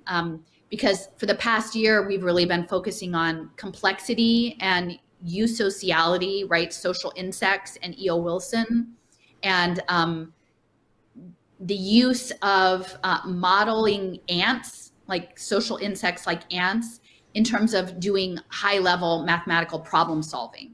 And so one of those problems is the traveling salesman puzzle, like where there's, it's a very, it's a mathematical equation that's used a lot, that a salesman has to go to various different locations to sell his products, and they're trying to find the most efficient route. And it's a pathway planning, it's an efficiency modeling. And so that's happened through how these individual ants model behavior collectively and then build off a reinforcement network to find the optimal solution. And so I think that really what he's talking about is using video games and trackable, us humans, and maybe also NPCs within the context of a digital space to do this ant colony optimization behavior towards whatever the problem solving space is. Sort of games that players will discover solutions to the puzzles that the author never knew you could do. Well, in a similar way, we want to enable social physics. Right, we want to have these sort of space of social games create this kind of emergent potential space where we can set up a social puzzle like get Edward and Karen to date. Boom, here's an initial condition. It's one of the little social puzzles that you have to try to solve on your way to the prom. But there isn't one right solution in how to get Edward to Karen to date. And you have to sort of figure out how to navigate through this, complex potential space of social interactions to see if you can get Edward and Karen to date. Or every character needs to kind of figure out at a kind of moment in time in the game, out of all the games they could play, and all the characters they could play the games with or involve in their games, which ones do they most want to play? The initiator. And two, I don't know, I know you probably haven't played a lot of video games, Allison, but a lot of games that start out with you choosing your character, and there's different characters at the beginning. I just was thinking about that in terms of which character do you want to play? Well, and there's probably constraints in the character, right? Oh yeah, and different characters will have different, just like D&D, different categories or characters. They will have strengths and weaknesses, and and it's all calculated. Right, and that's often represented like also on like a leaderboard too, right? Like your certain experience points or health or different, like there's ups and downs that determine your status in the game at a given point, like dynamically. And so, yeah. So, and then again, think about all of these quizzes in Facebook and these other social media that are like, what type are you, right? What psychographic profile are you? And then reinforcing you into certain programs, and then knowing that they can shape the gameplay around how your psychology works. Yeah. And then generalizing into whole groups of people. And I do want to just sort of mention, so he's talking about social puzzles, right? Getting Edward and Karen together. Think about what we said before about Lego and modules, and what Michael Levin says about nested puzzle problem solving spaces, right? That there are different scales. And I remember the name of the play that I had forgotten yesterday. It was Ideation, right? So there's a group of consultants trying to solve a puzzle in a room, and then they're wondering how many other similar teams are working on the same problem. And then that's the context of that play, and it's ideation. But that's a problem-solving space. And if you imagine, like what I said about Lego with these complex play sets that you're supposed to play them together, and different people build different parts of a more complicated scenario, like town or fair or circus or something. And then you get a piece that's applied to your level of skill, and that's modular. And then ultimately you come up with a resolution of the entire set as it comes together. And I can picture that as related to these nested puzzle solving places. There's this unit, and it goes to this unit, and then those units together build with this unit, and then it makes a larger landscape. But if no one gives you the instructions of what you're actually building, you're just flying blind a little bit. You're just getting, it's need to know. It's the disciplined minds. You're just given enough information to know what you need to do to do your job, not the overall trajectory. And that's the manufactured siloing. But given that Lego, which is a modular program, like a company that's selling, play, again, you're not playing with sticks and rocks and mud and leaves and flowers, but you're playing with a modular brick that, again, is its own constraint. They were the major initiating funder of MIT Media Lab. And then you think about MIT being the home, like, of many things, but including the Digital Currency Initiative, which you understand that as a language, and also social physics, which was Clippinger and Pentland, and also this open mustard seed digital identity protocol. So I'm just thinking about, like, the modularity of these social games being the equivalent of a modular Lego build, right? You have this social interaction with a goal. Maybe you have 100 of those in a city, right? Maybe it's a political campaign. You get someone in office. You get someone demoted. You get and thinking about this being attached to some sort of AI or quantum computational thing with sensors and effectors and social human weather in a place, it's kind of mind-boggling what they could affect. And it's all happening at a base layer that's almost invisible, except if you're aware to look for it. Mm-hmm. And then how could you ever even prove it? Because it's so decentralized that it's the butterfly effect. Even small changes could have disproportionate effects on the outcome. Yeah. So I don't know. Yeah. Well, on the Lego thing, I just thought of something. I had a friend, we had kind of a falling out. I haven't talked to her in a while, but she was an activist. She did a bunch of different things around social justice type stuff. But she used to do workshops, and I know there were other people that do, and I've seen this when I'd go to, like, conferences, like activist conferences, that there was, I never really engaged with it, so I never really understood what they were doing, but they were using Legos. Like, Legos were a part. Yeah. And so I need to revisit that, like, try to figure out what it was, because she had all these Legos, and she would use Legos in her workshops, and it had to do with, like, something to do with educating people about social justice, which that's a whole nother conversation. I know that, which is a loaded thing, but anyways, I'm kind of curious what that was all about now. I did have some stuff. You should look in the paper, because I can't remember all of it, but there is, like, a consulting firm that does that. Okay. That uses Lego in this group organizing way. So that's in the paper. Okay. Yeah. Is going to try to initiate a game with another character, but the other character doesn't have to accept it, right? The other character may reject the game and perform kind of an alternative version of the game that, say, backfires. The second box has to do sort of all the reasoning about. I think that's why people get so triggered by my blocking. Say more. Well, they're saying there's an invitation to a game, right? Like people make an offer, like maybe it's a trolley comment or it's a this, and Okay. then I'm like, no, not doing that. Not playing that game. And that's like, I'm not going to do that game. I'm moving off that game board. I'm not. And then I think people get really triggered by not, like, I don't think they understand it as they're offering an opening to a game and trying to engage. Yeah. But I have an energetic feeling like, nope, I've got to focus. Like my focus is here. Don't pull me over into this other direction to sap my energy on this thing that I know is not what my calling is. My calling is over here, and I'm very clear about it. And then that blocking behavior of turning down the gaming invitations becomes part of my archetypal identity that is then weaponized in the social game space. Yeah. Yeah. Even if someone's well-intentioned, they may not think about that this is like, you're entering in a different type of entanglement. That's not, like you said, that's not really related to, what you're doing. And that happens all the time. It's like, oh, do I engage?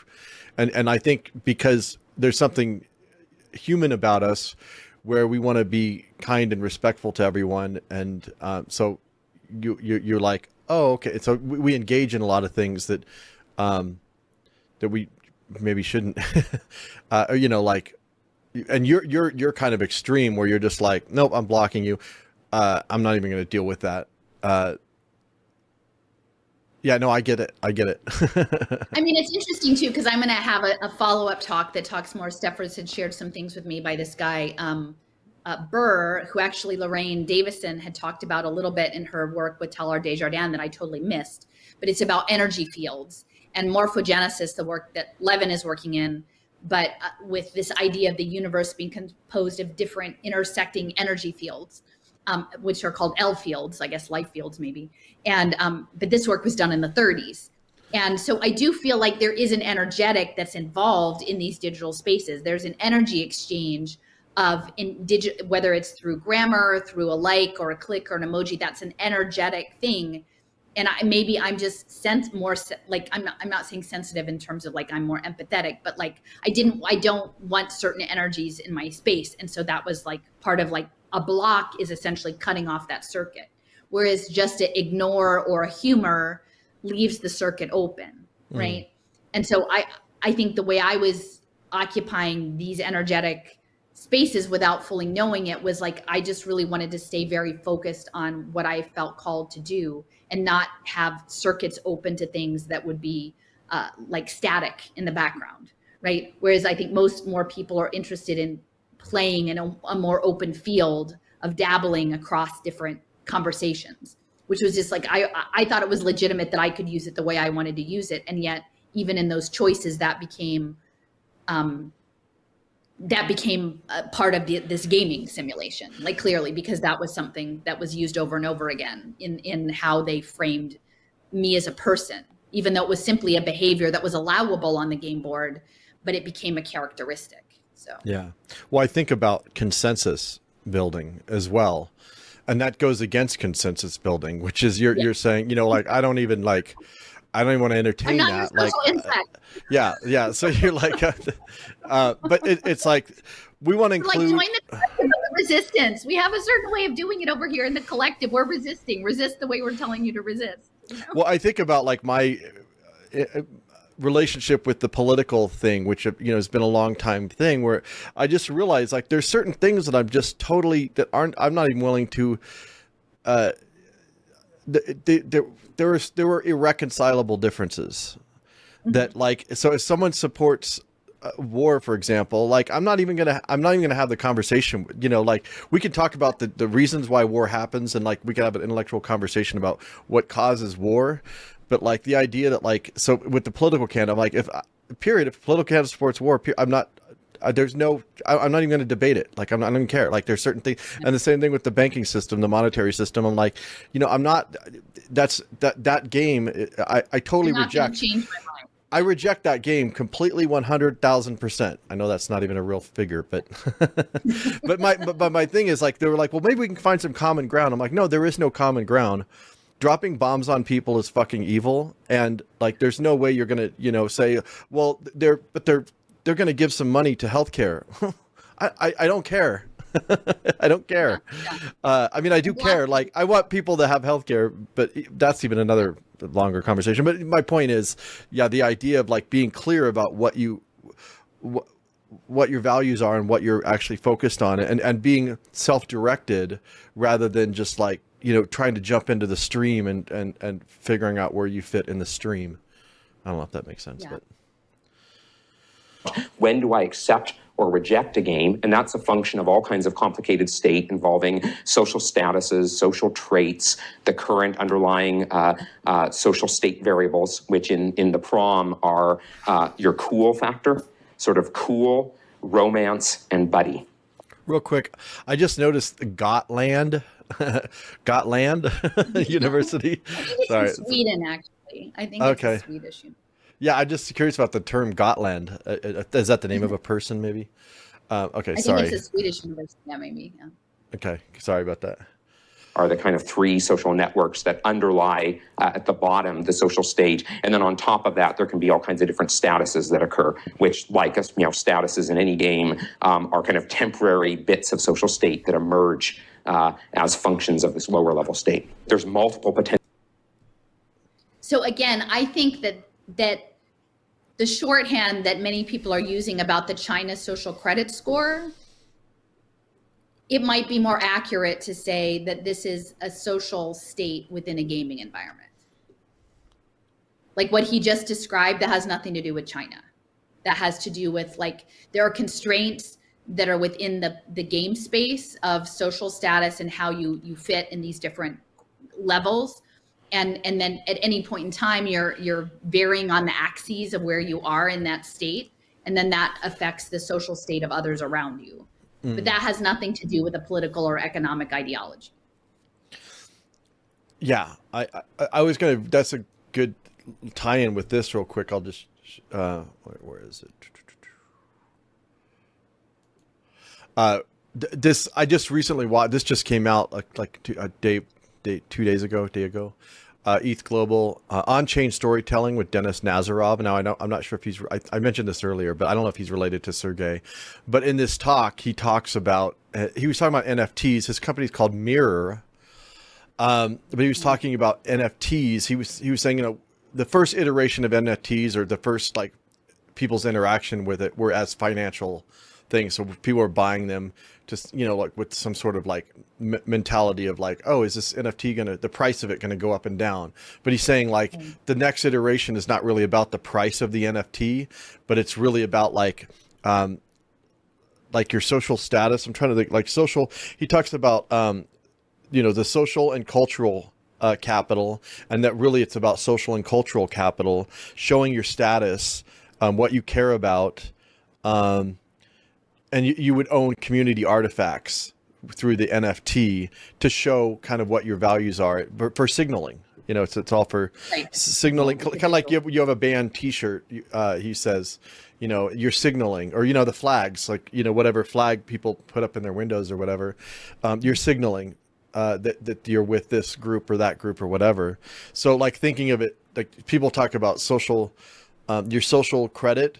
It's not like the state saying this is an acceptable social credit and this is an unacceptable social, score. It's connecting with you with different communities, anyway. So I thought that was kind of relevant. Well, and who is in community and who is out of community, right? Like, and I think that's part of the gaming, like that they're talking about is, are you, affirmed in a community? Are you rejected by a community? I mean, and I think if you understand the lockdowns as a grand simulation modeling exercise, like there was a lot of signals that were sent out about that.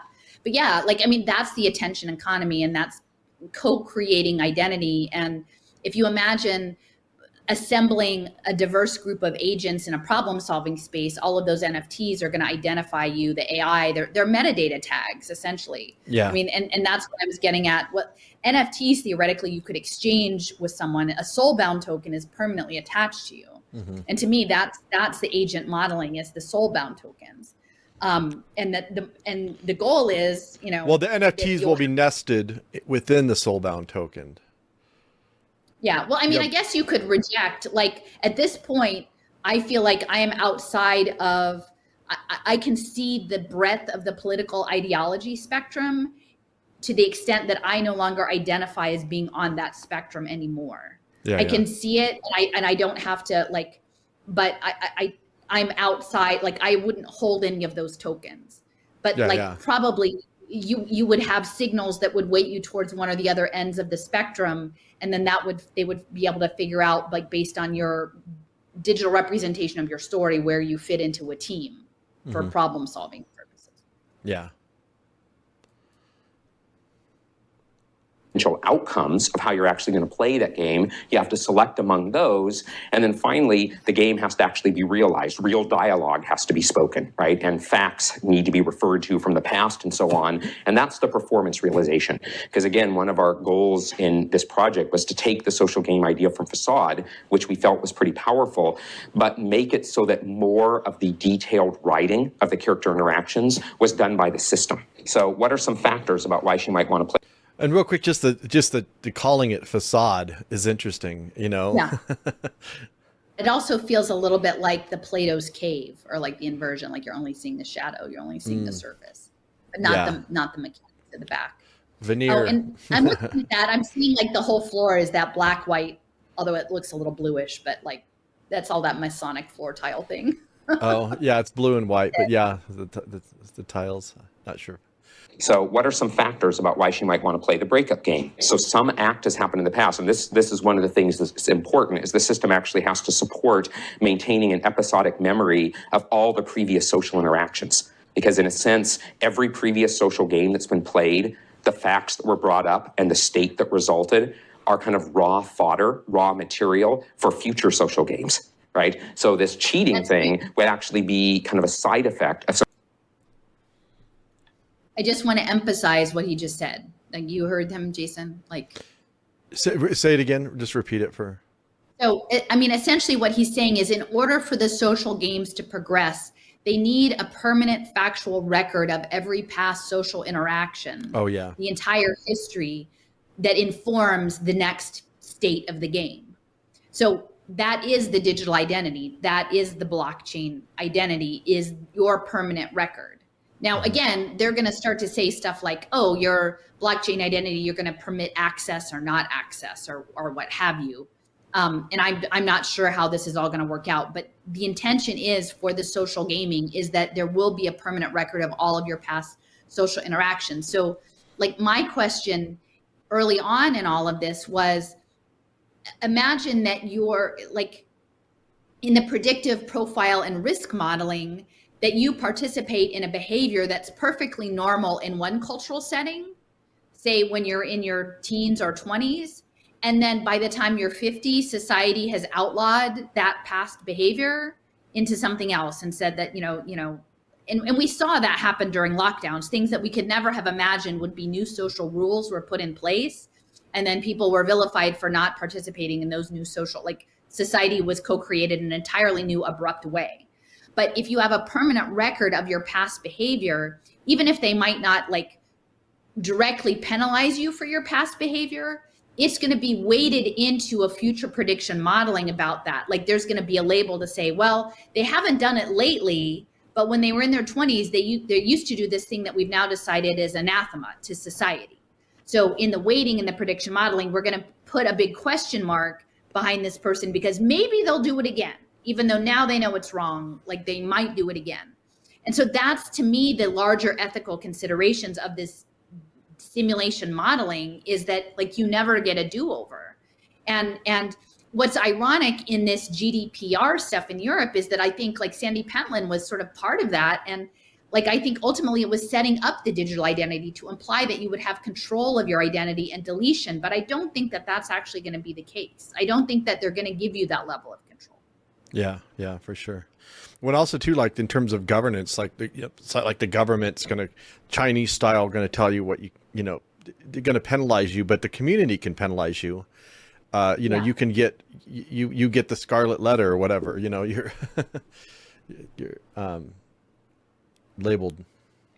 A previous social game that's played, but if we're storing that away in some database, future games can use it. And so then you get this sort of compounding complexity, which is a factor of social life. Then we have to sort of choose an outcome. And outcomes get chosen, again, kind of as a function of social state, of social statuses. You might realize Facebook resolution, right? So we're planning on releasing this on Facebook, kind of a natural play to make in this day and age. But if we start clicking on some characters, if I click on her, I see some traits: irritable, afraid of commitment, witty, sympathetic, and she also has some statuses. If I look at these statuses, we see anxious and jealous of caring, right? And then we look at Nelson here. So here's Nelson's the guy with the Linux shirt.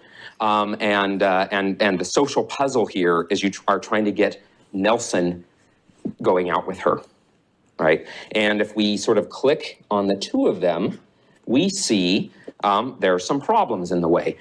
These bars on the top are indicating the buddy, romance, and cool network. The length of the bar going from Nelson towards, I'm sorry, I'm totally blanking her name. This one's Karen. I'm blanking her name. But anyways, going from Nelson towards her, you can see his are all really long. He likes her. He feels very romantically inclined to her. She thinks she's really cool. Hers towards him are really short. She doesn't think much of him. And so, in fact, if we try to go for the direct. So I just want to point out on these dashboards, again, from my context of coming at this from education, right? That these kind of dashboards for social emotional learning and behavior management are being built into for all the children. Now, they don't necessarily have the lines to connect the relationship modeling, but there's no reason that they couldn't, right? At some point to have classroom dynamics or cross grade, and they would maybe justify it by saying, Jimmy and Timmy fight, so their line is this, so we should keep them in different classrooms or something. Don't schedule their lunch together or something like that. But these dashboards are already easily in place, and they're tied to that red critter, the psychometric profile, like radial diagrams of behaviors. Those are all have totally been normalized. And one of the books that I read early on, Dyad with Daniel Suarez about augmented reality. Demon, Daemon, and Freedom. The Freedom book was all set within an augmented reality world that you had glasses and that you could see dashboards, leaderboards for people over their heads of what their profiles were. So as we're participating in these online social networks, we have to realize that there's all sorts of psychographic profiling that's happening, not only of us independently, but by us in social context. And I think that at the base level, that's the capacity that's there. And who is doing that? Is that the NSA? Is that Google? Is that UNESCO? Who is doing the profiling? And what does it mean for us to introduce, toddlers via their, fish factor, video games into a world that's normal? And that poor Nelson is he's now got no chance, right? His diagram is never you're going to have him go off on the iceberg because he's never got a chance with anybody if he just pays attention to his leaderboard. And it's terrible. Well, I think about, I keep reverting back to the political thing because that's kind of my background, but how if you watch media, so let's say you're right wing and you watch the alt-right media or whatever, or even the mainstream right media, whatever that is, they're always telling their audience what these other people think. And then the other side does the same thing. So people are not getting a direct experience, or, they're not hearing, I'm why don't you guys talk to each other? And maybe you might have I remember I was in this little town in Washington State, and these people were protesting. There were Bernie Sanders supporters on one side, and there were these other people that were more right wing on one side. And I interviewed one guy, and I was like, "What's your biggest concern?" He said, "Well, I think we're doing a lot of harm to the environment." And I was kind of taken aback because he was a right wing guy, and I was like, you should go. And they were yelling at each other, and I was like, you should go talk to those people across the street. But they were holding signs and they were making judgments about one another based on their signs and their flags and everything. They're NFTs. In the they're exactly. They're NFTs. And so there was this layer that was, standing in between them and they were literally standing across the street from one another. And the guy said, "Well, I try to talk to them and they start yelling at me all the time," which I could totally see, and that's not to take sides. I think that both the left and the right are just all problematic in terms of the teaming and everything that goes on there. But that's social physics. The whole system runs on that polarity. Yeah. So that's the thing. If you're walking down, polarity is the biggest threat to Right. emergence. and then you're going to judge somebody based on their you know, and you do that on Facebook. Like somebody has a little, Archetype. yeah, they'll have some little icon or something, and then you think you know everything there is about that person because they have a little flag or some little icon or something on their Facebook page or something, you know. But there's not that dialogue. There's no like real communication that's actually happening, anyway. Yeah. The direct path here, physically flirt, we will discover, word, fair Maeve. My, you're looking ravishing today. WTF, did you just touch my ear? Weirdo. And then this is some debug text. Reject, romance network between responder and initiator, -20. Oh, all right, so obviously that wouldn't be there, the debug text. But that's, and so now, in fact, if we look, romance between the two of them, hers towards him is even lower. So you might suspect that, I'm going to need to try to figure out how to break them up to make her more likely to accept an ask out game. But then who could I use? Well, there's this person over here, and she actually really likes Nelson. And so then you start getting into these social machinations where, well, can Nelson convince her to say something to him that she might perceive as cheating, which would cause her to initiate a breakup with him, leaving her more open to accept his advances? This is the kind of gameplay Comme Il Faut supports. This particular social situation is actually tuned really hard. Like I have trouble solving this one, and it is possible to get it into sort of an unsolvable state where you get Nelson's just so in the hole, basically, that there's nothing he's going to do to ever get. And in fact, we're sort of intending that you don't have to accomplish every puzzle for the game to advance towards the prom, and that sort of final outcomes during the prom are going to be influenced by which ones you did and didn't successfully solve and so forth. I want to start a GoFundMe campaign for. Yeah, exactly. I want to start a GoFundMe campaign for They're never Nelson. going to get out. Their message will never be heard. No one will understand about L fields and complexity and systems modeling and emergence. No. All right. Once you have a system for sort of doing this kind of social game-based reasoning under the hood, you could imagine applying this to many games. So I just want to say social game-based reasoning. Social game-based reasoning. Mm-hmm. That's the social computing, the reasoning part. That's the problem solving. There's some aspect of this social interaction-based reasoning that is the new programming. Again, the question is, what exactly are they programming? And that I think these interactions could be happening without a larger awareness of what the state change is in the base layer. But I think that what he just said, social game-based reasoning, is really important. In which you want social interaction to be primary. So to some degree, this is what we're trying to do with the prom, is have a set of, instead of modeling characters, we're modeling in a sort of character neutral way, social games, and then you plug in characters, and as a function of things like the traits on the characters, their statuses, basically data-driven information that you include on the characters, the system figures out how to have the characters play the game. Just like game engines actually solidify specific operational logics, so would a character engine. So in other words, the people who are trying to radically innovate will always end up having to roll their own, because rolling your own is actually the work involved in enabling a new operational logic. But if you're wanting to use, say, prom-like social game interaction in a game where you're trying to innovate in other dimensions, right? It's just like, I want characters who know how to play social games. And then on top of that, I'm going to do some new, thing that you want to experiment with. Then yes, I believe you could use, we hope that people would use, say, Comme Il Faut for that. But in the same way that, all Flash games tend to look like Flash games. You look at a game for like 3 seconds, they made it in Flash.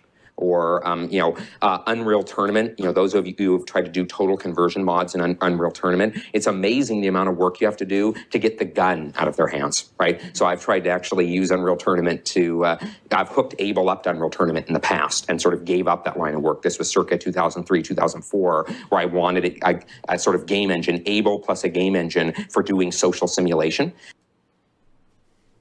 So I don't do game stuff, and I don't know if this resonates more with you, but I think it's interesting if you imagine entering into a social gaming space, whether, hybrid or entirely virtual, to perform some sort of social computation like problem solving, that the architecture of the dome, that you're in, the game board would vary based on the nature of the system of logic, and that there are different flavors. Like I wasn't familiar with that, but I could imagine that Web3, building a problem solving space around Web3 would be similar. Like maybe there would be off the shelf versions of spaces, but it's to me, I just think it's very interesting that they're saying the branded structures in which these gaming simulations happen, that they have their different qualities. And I to me, that relates to the logic circuit layer of the smart contracts and like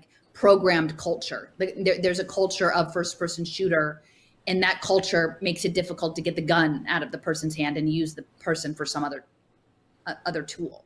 Yeah. So anyway, I just think that's interesting to think about the nature of maybe crypto play to earn gaming and what kind of game engines are there that are going to be utilized. Mm.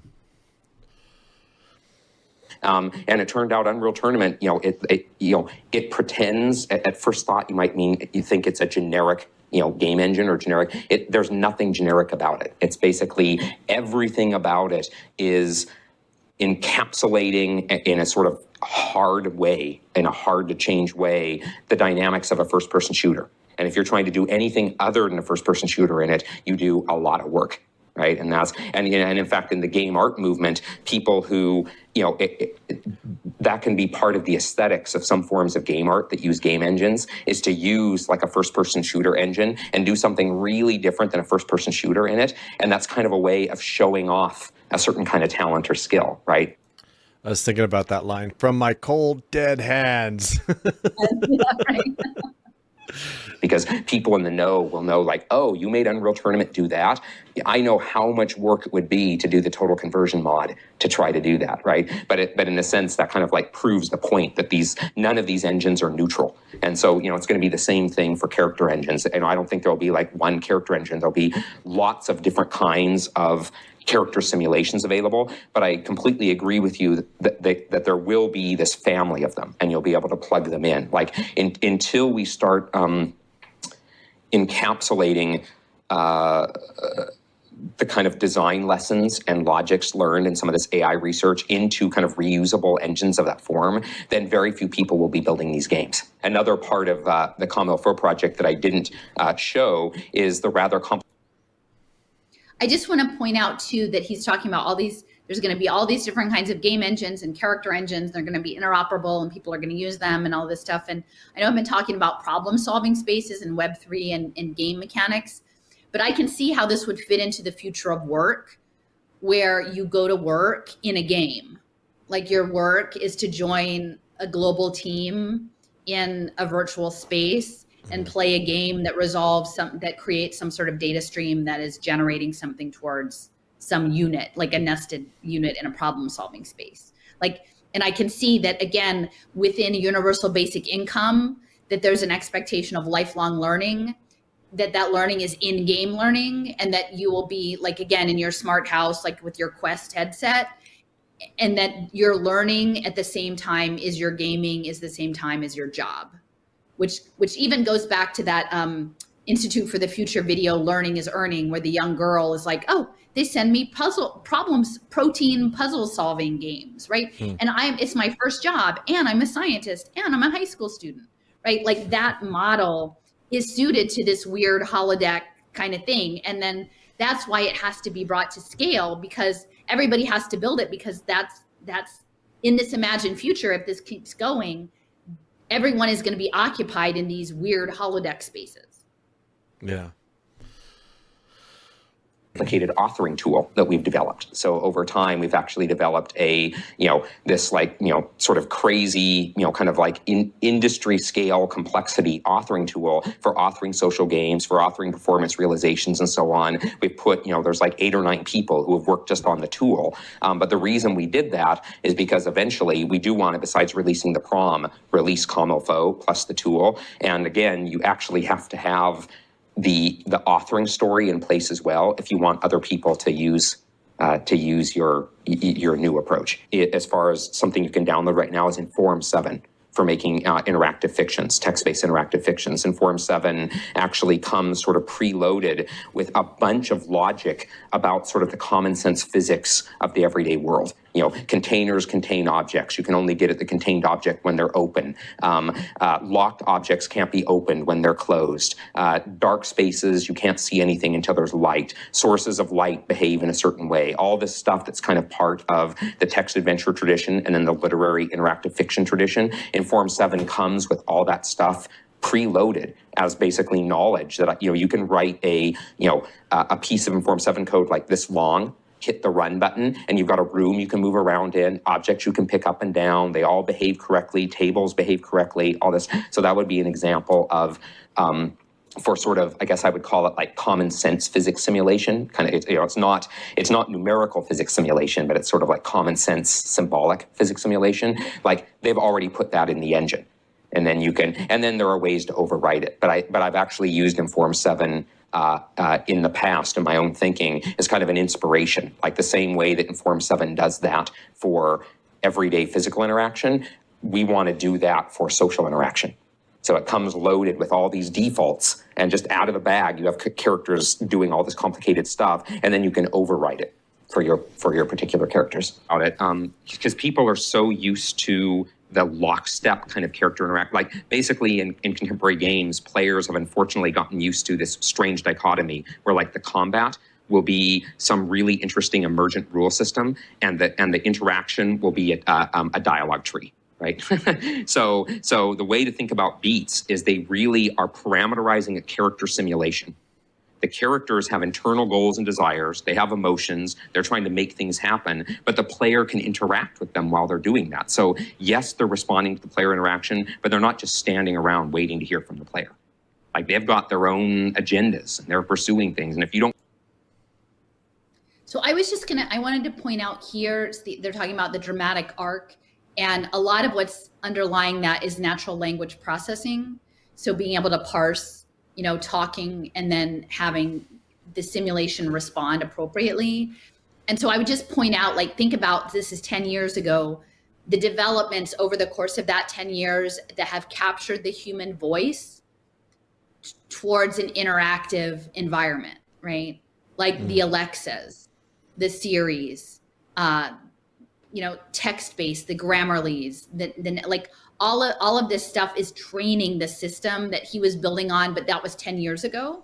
Yeah. So it's so much more sophisticated now in terms of the responsiveness to human voice and language, and all of the chat therapists and all the chat bots and every at the surface, there are all these issues of surveillance and labor rights and et cetera, but ultimately, they're training the machine for the interactivity, for the social gaming, for the complexity gaming. Yeah.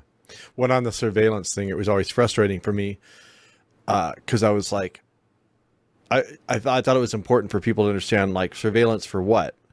Because then people are like, well, what am I? I don't care what they see what I'm doing. I'm not doing anything, whatever. They don't really understand how that information is being used for this game. Right. Well, the steering and the state, what is the social state? What is even in terms of, you think about the news being curated, right? All of the media, really alt media, regular media, all of the media is digital, and it's curated based on probably very complex analysis of the social state of segments of the population and where they need to be steered. Mm-hmm. And that should be kind of like a no-brainer that that's happening, and yet we still continue to engage with it, because then if you don't, you are excluded from social participation. And then where is your identity if you aren't embedded in culture anymore? Like, then you don't have any grounding. It's a very odd situation. So like, either you have to participate in the artificial construct to build your identity, even though, it's like, we're supposed to suspend belief that it is not totally constructed in an artificial way to a certain end that we may not understand. Yeah. Well, it's interesting because when I left Facebook, particularly because I'd been on Facebook for, I think I got on Facebook in 2009, and I had built up a large number of people that I knew. I prided myself on the fact that I actually knew or had met in person virtually most of the people that I was friends with on Facebook. I had at least met in person at least once.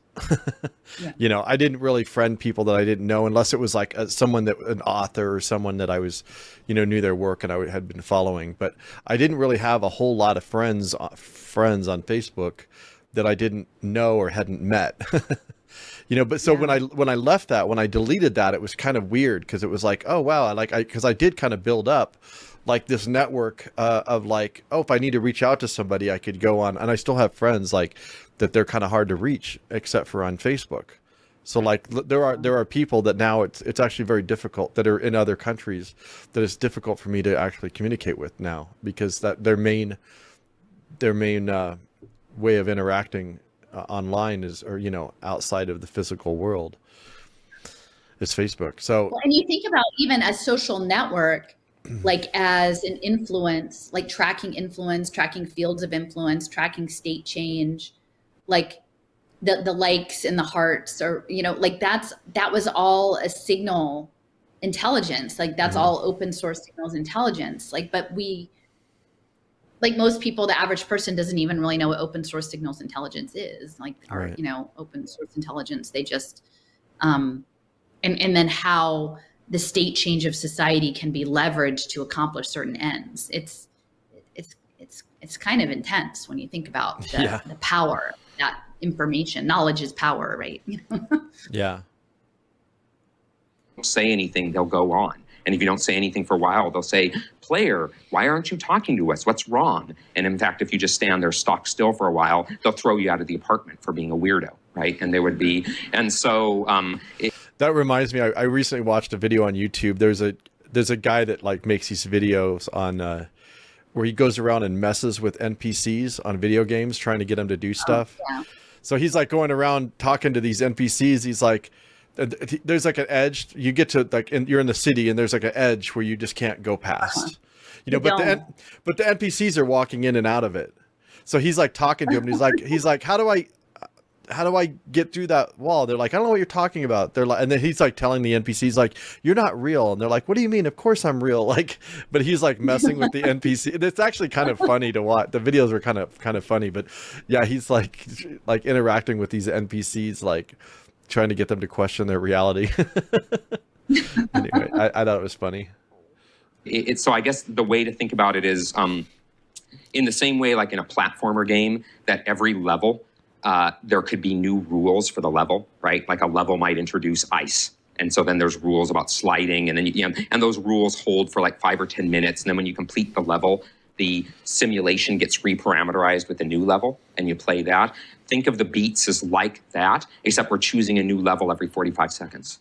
So every 45 seconds that the simulation, the underlying simulation, is being given new parameters and new goals that are for that beat, but it's still maintaining its dynamism. It's not like some hard-coded dialogue tree is coming down or something. So I guess if you just think about it, just like game levels currently reparameterize the simulation, but they do it every 5 or 10 minutes, we're doing it every 45 seconds, and we call those units beats. Wow. I mean, that's right. Like that's Web3. Yeah.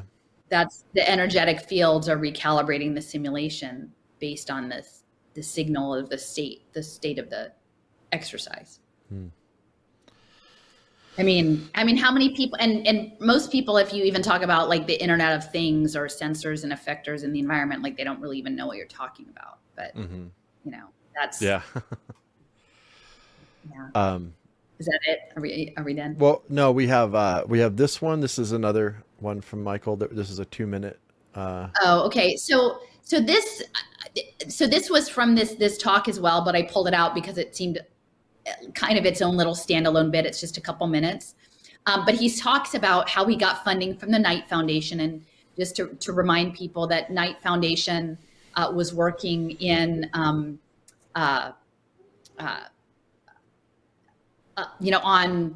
publishing, but also Internet of Things, and working with Niantic on augmented cities.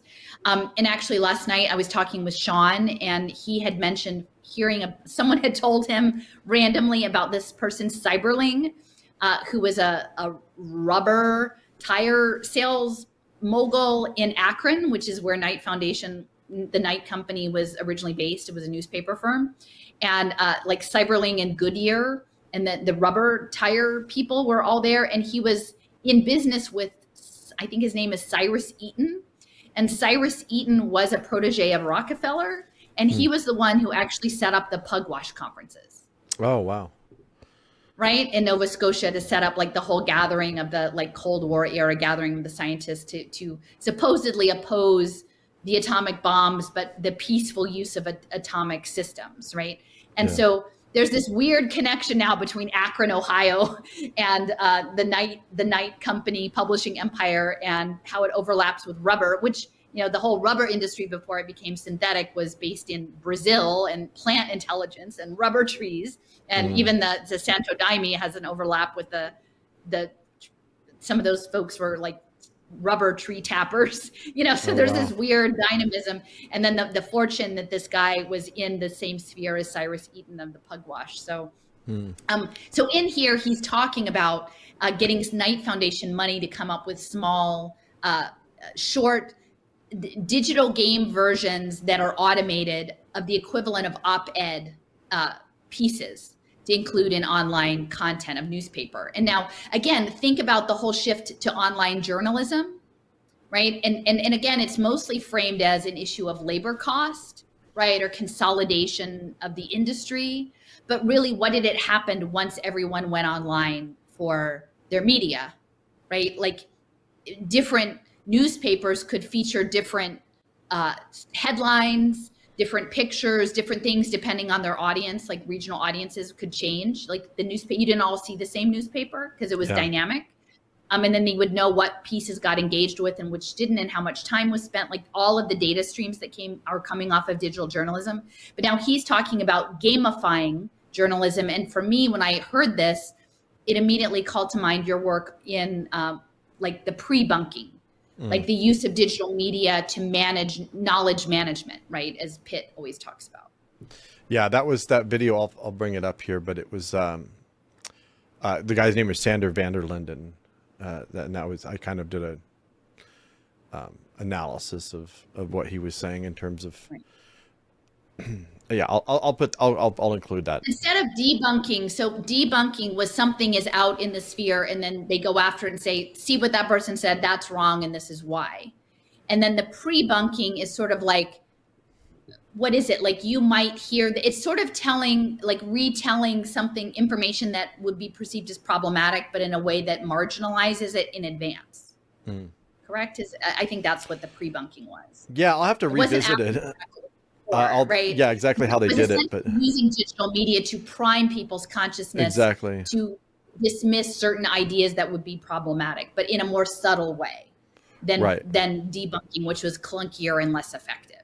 So to me, these digital gamed, there must be something in terms of cognitive architecture. They wouldn't be doing it otherwise that fits in with this. And also, I actually did in a long ago presentation I did with Sergi. Carnegie Mellon had developed, I think for diabetes, what they call digital vaccines. That was probably like a preventative wellness health protocol thing, these digital vaccines for around diabetes. So to me, it's all kind of working in the same thing. And then Carnegie Mellon. Well, he even used the language of like, you know, vaccinating people from like these ideas. Like, yeah, exactly. Yeah. So to me, like when I heard this and I knew it was Night, and again, Night is with Niantic and again, Civic Gaming, I'm like, okay. And they want to do it at scale so that he wants to give them an engine that would allow them to make lots of these op-ed games. I don't know if it ever actually happened. I'm not really on that kind of media, but that was their thought. Yeah. Okay. Think about in terms of the topics that you've been covering in your serious games class, and particularly human rights topics, which ones might be amenable to being described or being handled by a game mechanic that's based on these sort of social gameplay. And so we're really intrigued by these examples of editorial cartoon games that aren't trying to be really long, deep, involved simulations, but in the same way you can sort of glance at an editorial cartoon and get a point, right? A point communicated about the news.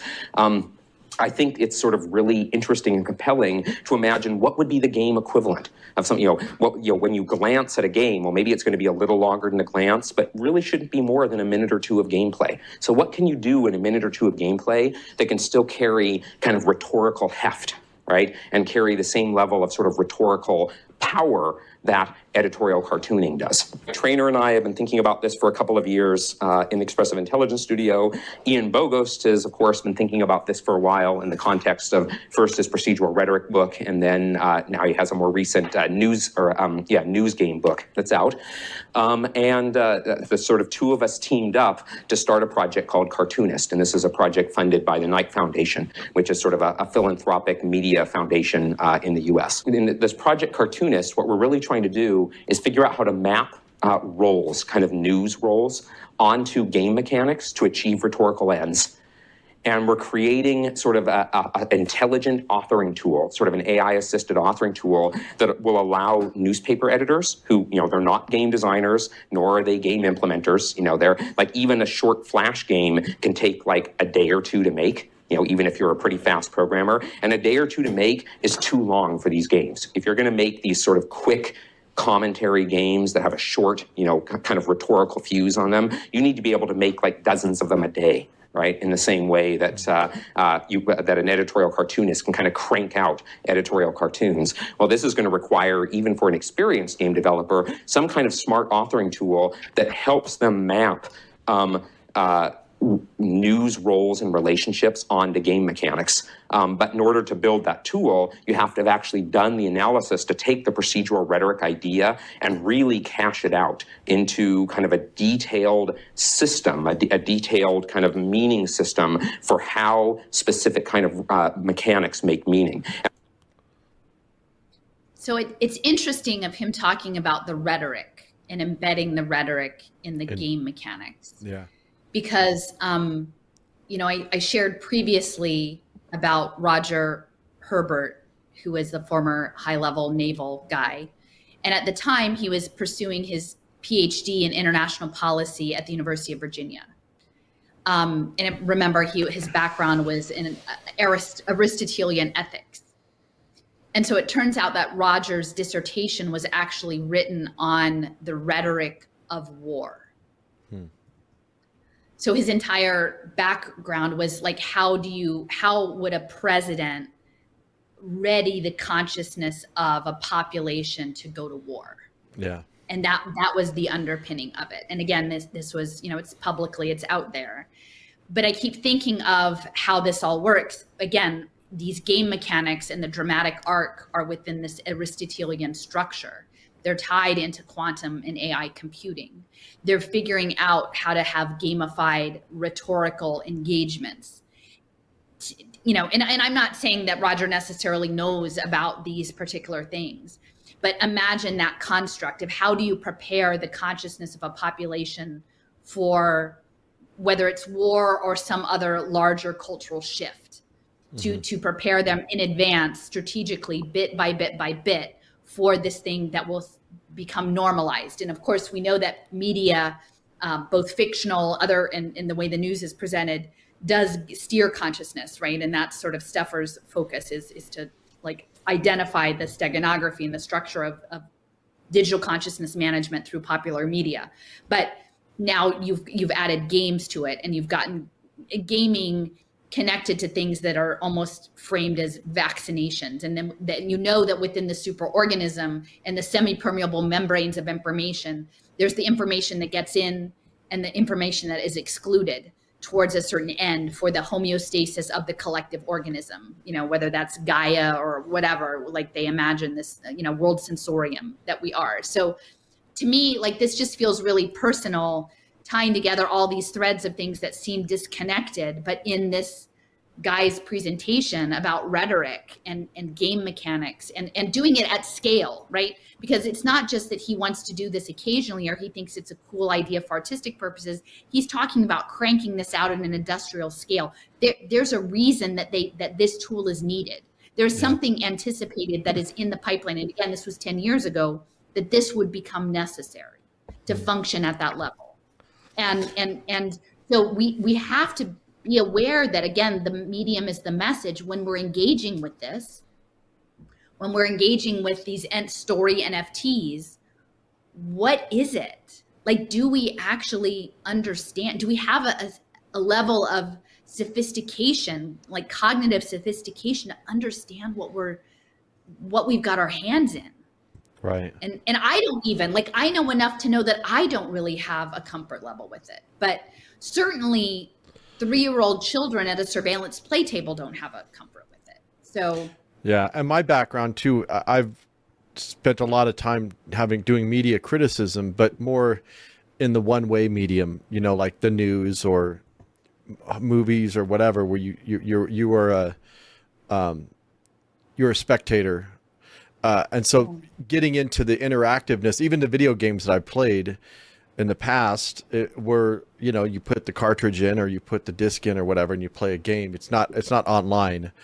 So I'm curious, like the interactiveness of this, where they can like do it in real time, and like that 45 and having it change every 45 seconds and this, creating this, it's much more powerful actually. And it's much more, it's probably harder to see than just like analyzing a movie or analyzing the media, because it's constantly changing. There's no one outcome. Like, I mean, I think that was my instinct with ed tech and personalized learning, was that you could never say every child got their own quote unquote like personalized dose of knowledge, but you could never go back and say, well, was it fair? Were you reinforcing that this child be on a certain path that was predetermined at some point based on a past data set that they can never get out of that loop, that they can never develop in a deeper way? Like I knew intuitively that was wrong. And then additionally, if you think about like that clip with Cesium, where they were talking about knowing all the past history, which is he specifically referenced, and then projecting alternative futures, right? And then steering towards, like, I don't know exactly how that fits in with the ant colony optimization stuff, but like in dynamic play, like there could be some quantum computation that says that this is, according to the parameters you set, the best social outcome. And then you start to weight the neural net towards that particular path for the players in the game of those social games. But again, there's the question of free will and actual agency. There's the different levels. You might have superficial agency, but not deeper agency. So yeah, there's a lot of ethical questions. Yeah, big time. Okay, just a little bit more on this one. And I think these short news games are perfect because they tend to use kind of relatively simple arcade mechanics. And so it makes me actually have hope that we can sort of exhaustively explore the space of relatively simple arcade mechanics and come up with kind of a formalization of procedural rhetoric for that space, which would then enable these news games. So again, it's simple. Like they're not looking for a nuanced discussion, right? They're looking for something that's simple and resilient and not breakable, and that will just work and do whatever the goal is. Yeah. Well, so yeah, I think that's pretty much all the content that we have for this one. It was a lot. We know it's a lot. Thank you for sticking with me on it, Jason. Yeah, no worries. Closing thoughts? Well, I'm curious. I did a lot of the talking. Like, do you? Yeah. Well, my thing is just the challenge that I have and a lot of us have is just trying to reorient ourselves to the world. because that's what this requires. It requires a dramatic and radical reorientation around our understanding of how things operate. Because, you know, Naomi Klein has a book called "This Changes Everything." It's climate change, whatever. But actually, no, this actually changes everything. This is actually what changes everything. And so, yeah. So that's my thought on this. Is just, you know, it's a process, and spending some time with it and thinking about game mechanics and tokenized, you know, behavior tokenization and all these different things, and just spending, you know, like, I think people get overwhelmed because they're like, it's a lot of information. And I know we provide a lot of detail. Well, you provide most of the details, but I know that it can feel heavy, you know, trying to sift through all this stuff. And I'm just like, oh, so we got to slow down here. I'm still processing this thing. But it does start to gel. Like, even for me, it's like it's coming together, and you see how all these things interact once you're familiar with them, and it's not, you know, I just lost my train of thought. But yeah, so I guess that's. Well, I mentioned to you, like, for me, like, looking at Michael Matthias's work and listening to that, it was sort of like a phase shift where I had all of these ideas that were sort of loosely coalescing out there in maybe like a gaseous state or whatever. And they were starting to crystallize. That talk, someone mentioned to me before that there are places in cold climates where there's open water, but it's just at the precipice, like the humidity and the water temperature and everything, that if you like throw a stick into an open body of water, it turns to ice, like immediately, like instantaneously. Like, there's a shock that just like brings it together. And to me, this talk was that, in terms of the through line between personalized learning and educational technology, the idea of complexity and digital problem spaces and game mechanics and Web3. You know, and I have some more that I'm going to add to this sort of independently, but it opened a door to revisiting a lot of those things in a way that, like, again, think about the whole shift to remote work and platform-based work. Well, that is ultimately going to be a digital problem-solving space. You know, the holodeck space, in which, who knows, when you got the Unreal Engine people in there, that they're actually people and they're not an AI, or they're not some representation of a kangaroo, or like, even, I mean, they were even playing with that early on, these insider jokes of like, oh, the person showed up to the court hearing, but they got stuck on the cat avatar. And isn't that funny? Haha. Like, yeah. But that's an inoculation. Like, that's an inoculation towards the normalization of what's coming. Like, oh, you know, even back in the day, MacArthur Foundation that I talked about, and it might have even been with the Knight Foundation. Maybe it was MacArthur, but like the president like showed up as a cartoon character in Second Life. Like, these things, this through line, and what I'm just trying to do is sort of situate us so that we can ask questions about the ethics, because I don't think that we understand. And to me, also, it was a way of processing, revisiting, and continuing to process, not to have closure on it, but like a variety of negative personal experiences I've had with social media, and understanding now, and maybe having more compassion for the other dynamics of the social games being played, that there's this architecture behind at a base layer that we, as knowing or unknowing agents, are not fully in control of or aware of. Yeah. And so just this talk gave me a chance to look back at all those things. Well, and you and I are kind of living through the transition. So, you know, we were born and we grew up in a very different world. And I'm curious, just, you know, how this is going to affect, you know, young people who have been immersed in this their whole life from like day one, you know. So like, yeah, it's kind of tragic to when I think about it, you know, because they're not going to have that frame of reference. They're not going to have that reference to compare it, to, you know, to say, oh no, there's actually a different way of looking at the world, or there's a different way of being in the world, or thinking about the world, or whatever. Well, and two, like, I mean, we were of a time that you can remember, like, oh, you go look through the photo. Oh, that was my goth phase, or that was my this phase, or that was my, like, as a person, you inhabit identities, and then, I think most people evolve across like, I mean, hopefully you hold your core self. You're not just randomly trying, but you're like, maybe this, well, maybe that. Like you're there's some fluidity there in terms of arriving at where you are. Like I'm a very different person than I was at the beginning of the lockdowns because I've learned more and I have a different frame. Now, I would say like my complaint of my husband is you've changed. Like I can't tolerate because you've changed. Whereas for me, I feel like in my core being, I'm the same person who's, intellectually curious and has sort of a strong position of like moral values in the world and feels like compelled to speak from that point of values. And so maybe my positionality, like it's disconcerting that I'm no longer on a pinpointable point of the political ideological spectrum, like that's a change. But, and maybe I do have changed in ways that are more dramatic than the average person. But I think we should be actually allowed, as long as we're not hurting other people, to follow our course of evolution. But if you think about the gameplay that's going to be set up, is that people will be reinforced in every way into certain roles.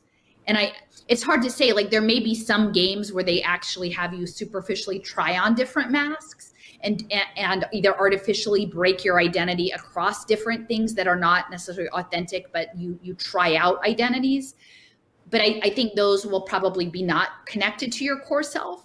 They may be incentivized in certain ways, but that other aspects, once you have a blockchain digital twin, like you're not going to get to forget, or like, the blurry edges around that phase that maybe you look back and think it's a little uncomfortable, but it was part of your growth process.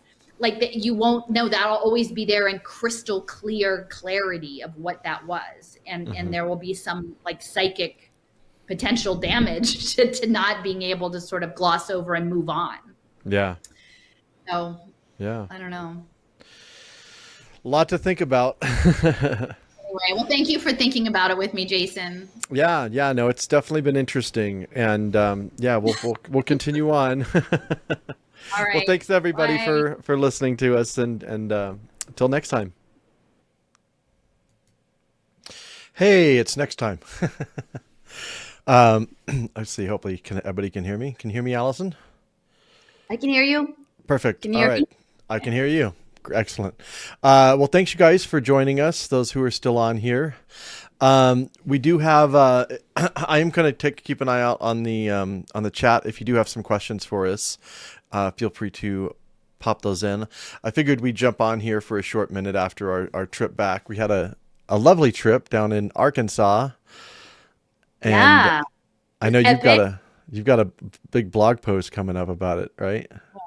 I don't know if I'm writing it out as a blog. We might just do it as a video. Oh yeah, I know you've got the map. Another big map. Yeah. Big map of all the many things that we saw. So, lots of signs and symbols and intersecting and synchronicities. Interesting synchronicities for sure. A lot of synchronicities. So yeah, apologies to those who were waiting for the part 2. I think there was somebody left a comment like, I thought there was going to be a part 2. And I'm like, yes, a month later, there's a part 2.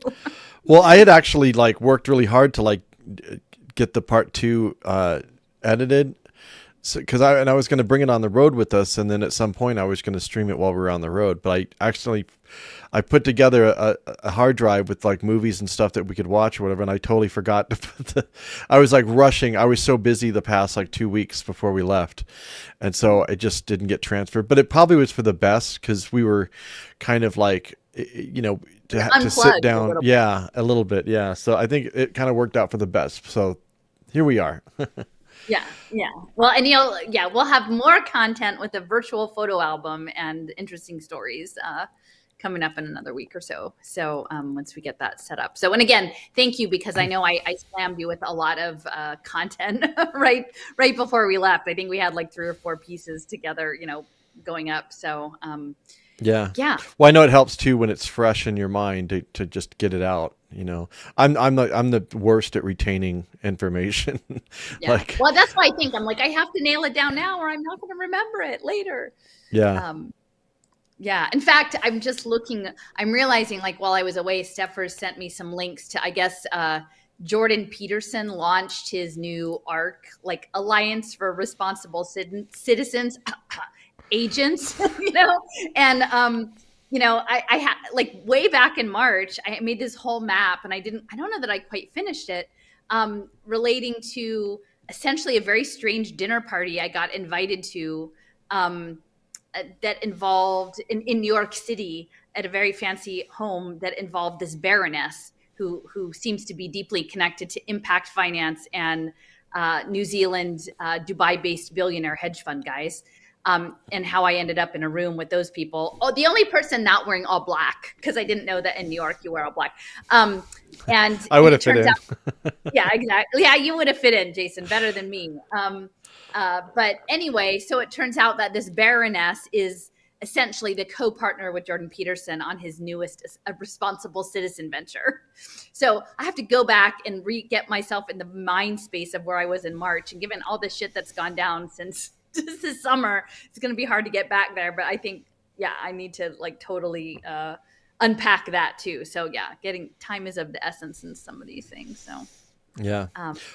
Well, I think this game series is really important. You know, I think again the conversation's trying to you know rein it in a little bit, but like just thinking about life as a game and is so huge. We've been talking about this for a long time, and the game is like already been with us for a long time. It's just this is a whole new game, and I don't think people are still accustomed. Just even now, like I don't even think they think of, you know, their taxes and the, you know, the jobs, you know, how many jobs are available and what's the interest rates and what are the laws around taxation. And I don't even think they think of that. Like, you know, or what are the social rules and what are the social rules? Yeah.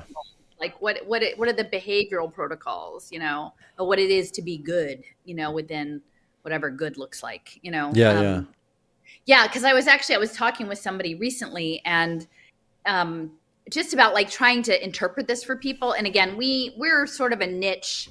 We're inhabiting a rather distinct little niche over to the side, of like a sub niche of the sub niche, you know, like, but you know, and the big slice of the pie is sort of the Agenda 21, right? The Agenda 2030, Agenda 21, you know, World Economic Forum is like the big slice of the pie. And I said, you know, I really feel like, because my life experience has been cultural geography, like linking the history to the contemporary and then projecting forward, like in some of these alternative spaces. And again, initially I did it with a lot more angst and upsettedness. And I've kind of come to terms a little bit more with like balancing that out. But because I have the history context and, you know, going back again, my early framing, which I still think is accurate, even though I think it's being co-opted to advance certain narratives around smart cities as reservation, you know, Indian reservation systems, and then maybe taking it all the way back to Rome and the idea of the dome and civilizing forces and what does it mean to be civilized. And, you know, and again, I was always actually pretty civilized. I think people might think I was like a rebel, but I wasn't really ever a rebel till I started to be like, well, that's not right. That's not how the rules are supposed to go. And then I realized, oh, wow, you know what? It wasn't ever right. Like it was always not right in different ways. And so in this conversation, I was saying, you know, if we limit our conversation to Agenda 2030 or Agenda 21, there's some perception that at some point we weren't in the game.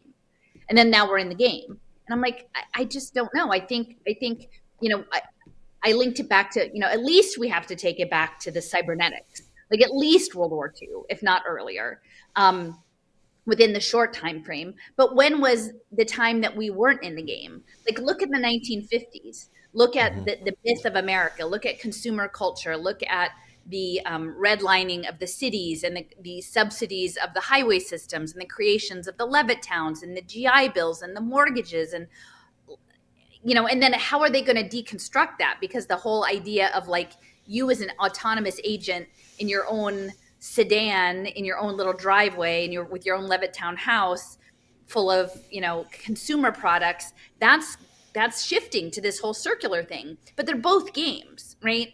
And so anyway, I think we really have to be cautious when we're looking at this. And this is why I find this information so interesting, is that, wow, it has been a game. Like that whole Cold War era was game theory, chaos theory, complexity theory, like, the 40s up through the 80s, solidly. And now they've got that dialed in. And now we're attaching it to sensors and actuators and digital IDs and quantum computing and, the global space fence and, all this stuff. And game mechanics and gaming engines and working with AIs that are the new NPCs. And so it's just a different iteration. It's kind of like when, we were hanging out with your friends and, there were these games, these role-playing games, and I hadn't really seen them. But, there were, and you were saying how they're still not on cloud-based. They're still like in... Well, no, they are. It just, yeah, we stayed with a friend of mine's house and I was playing a video game. And they do have cloud-based versions of those. It's like there's there's ones you can just play off the disc. I'm sure they're collecting data on either way. Yeah. But I was just looking at like the discs, like one certain game had new installments, right? Like there might be like half a dozen installments of the game, right? Like different varieties from different upgrades or different character frameworks, but it was in the same world, like the same gameplay universe. And that's sort of what, like, okay. In fact, one of the games was sort of a civilization game, like progressing through civilizations. And yeah, so that's what we're in. We've progressed from, this one certain kind of gaming environment into another gaming environment. But most people aren't even consciously aware. Maybe if you pointed it out, they go, oh yeah, actually now that you mention it, I do kind of see that. But they don't realize they're living in a game. And until I really looked at this content, these talks, even though I'd lived through a bunch of crap on social media, I didn't experience it as a society, as a gaming environment. Mm-hmm. Like literally that our relationships were being gamed. Right. And, and to pretty sad effect, because I think both of us have suffered pretty difficult social losses, not just in online people, but in real life with how these game things played out. So. Yeah, totally. Well, even with democracy, the game of democracy, once you do like political activism for any amount of time, you start to realize, oh wow, like what am I doing here? Like this is kind of what is going on here. Well, and I think too, like, oh, sorry, I don't keep going. Oh, no. Well, I was just saying, like, so there's the economic game, there's the political game, there's the social game, and it's been with us for a long time. But then people like to want to think, oh, there's this thing coming after us. And it's like, no, you're like immersed in it. You're like living on a game board. Like it's people yell. I remember like my libertarian friends would yell like, taxation is theft. And I'm like, taxation is part of the rules of the game. Money, if anything, money is theft. I know. Anyway. It's hard to even get your mind around what that's like. Yeah. So yeah. Step outside. Yeah. Well, and the thing is, like, I think there were several, like, I bumped that guy off, like, who just wanted to be like, tell me the solution. I've got the solution. And I was like, yeah, like there's totally other channels that are there to pitch you a solution to this thing. They're like, or later on someone's like, I already know what this is. I know what this is, and like now we moved to the solution. And I'm like, well, your solution is dependent on actually knowing what it is, and maybe other people have more confidence that they're willing to stop at a certain level and say, okay, I know it now. It's this. Yeah. Well, someone made a comment on here that they do know it and they kind of want a solution. And what I'm saying is, well, that's not what we're doing here, at least for the current time being, is we're not here to present a solution. We're here to try to help we're in the process of learning about it ourselves, first of all. And then we're also helping to try to help others that are interested in this journey to learn about it.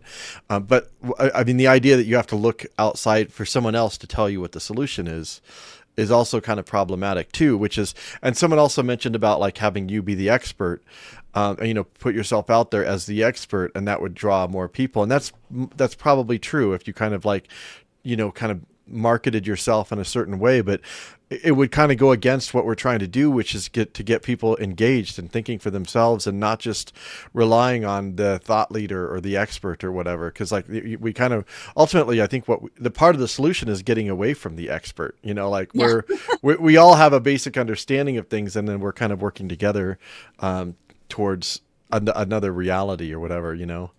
Well, and sometimes like our understanding of things is like we go up to a point and they're like, oh, it wasn't that actually.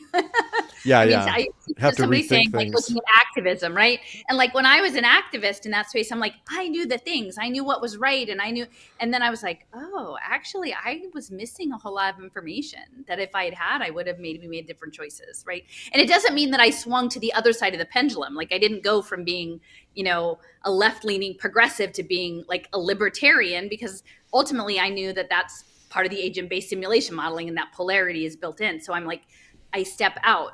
But I've arrived at a place, even the last 2 days, like I'm making this map and I'm sort of building off of some of our last, some of the site visits we were doing around the Metro Denver area, because again, Denver and Boulder, Colorado, blockchain state, Ethereum Denver, East Denver, and the atomic history, right? And the militarism of Colorado and the defense contracting and the Cheyenne Mountain, all this stuff, like looking at it and then building off some of the stuff I had seen about this laminated space-time, like understanding like high level physics. Like if all of a sudden we're like, we know the answer, well, what I've wandered into is like, wow, there's a lot of stuff with physics that, looking back at my work in Foundation for Integrated Education and philosophy and this stuff that was happening with cybernetics, but there was this whole other physics angle at the Institute for Advanced Study at Princeton, and again, linking it through to Everything Everywhere All at Once, the movie that won last year all the Academy Awards, which is the multiverse.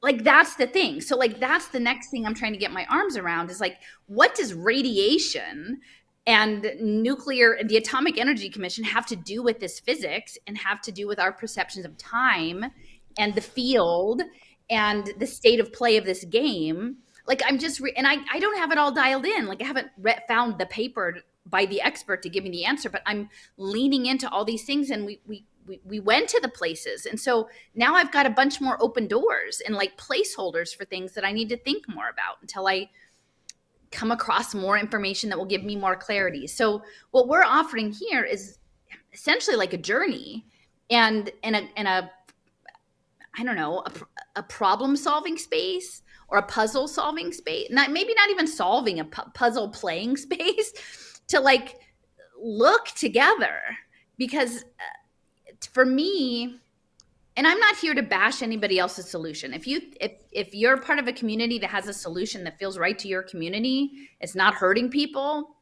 great, go do that. Like I'm not going to put down everything I'm doing to go join your community and do your solution, because I'm kind of got my own thing that my solution as I see it is have clarity and go on this journey. That's the solution that feels right to me. But I'm not going to say you can't do your solution, and you shouldn't say I can't do my solution. Like my solution is to walk and look and encounter and sort. Yeah. And then we have a tiny little group of people who are interested in doing that thing. And to me, from the butterfly effect or the physics or whatever, I'm not here to say that we need tons and tons of people. In fact, if you connect to this holographic reality, maybe each of us is the only thing in our own world. So like really we are the problem and the solution, or just looking.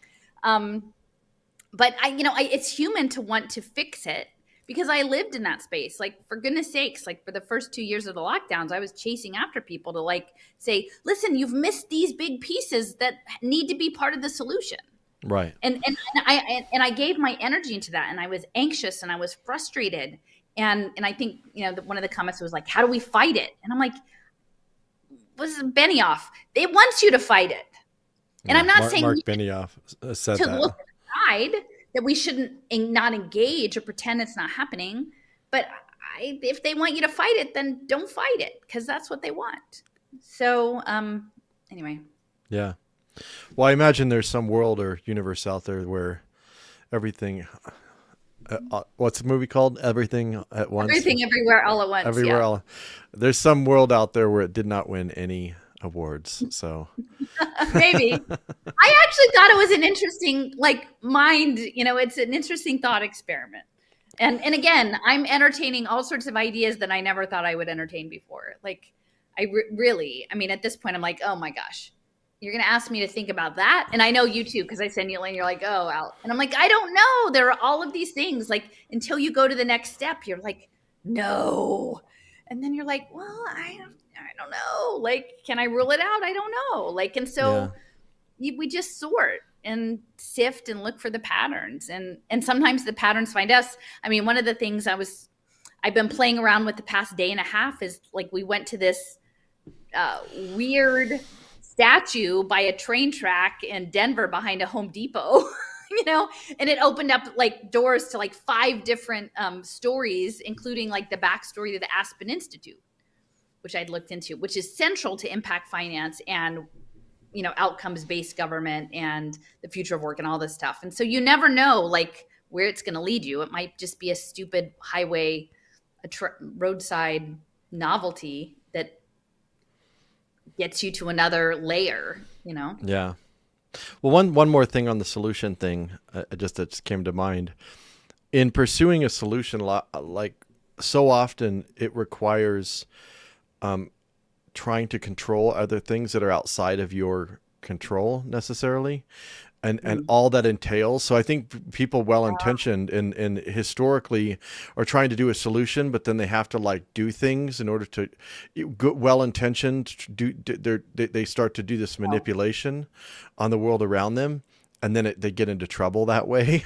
So I'm kind of my approach to life is kind of more of a, I mean, I don't always live by it, but just ideologically or intellectually, I kind of lead more toward do no harm rather than let's fix this problem. You know what I mean? Like me, it's like a lot of these problems that we have in society don't necessarily need fixing. They just need people to lay off. Like if people just like stop, people always like would make fun of like the Mexican siesta and like, oh, these lazy people, they just go out and they just like hang out all that afternoon or whatever.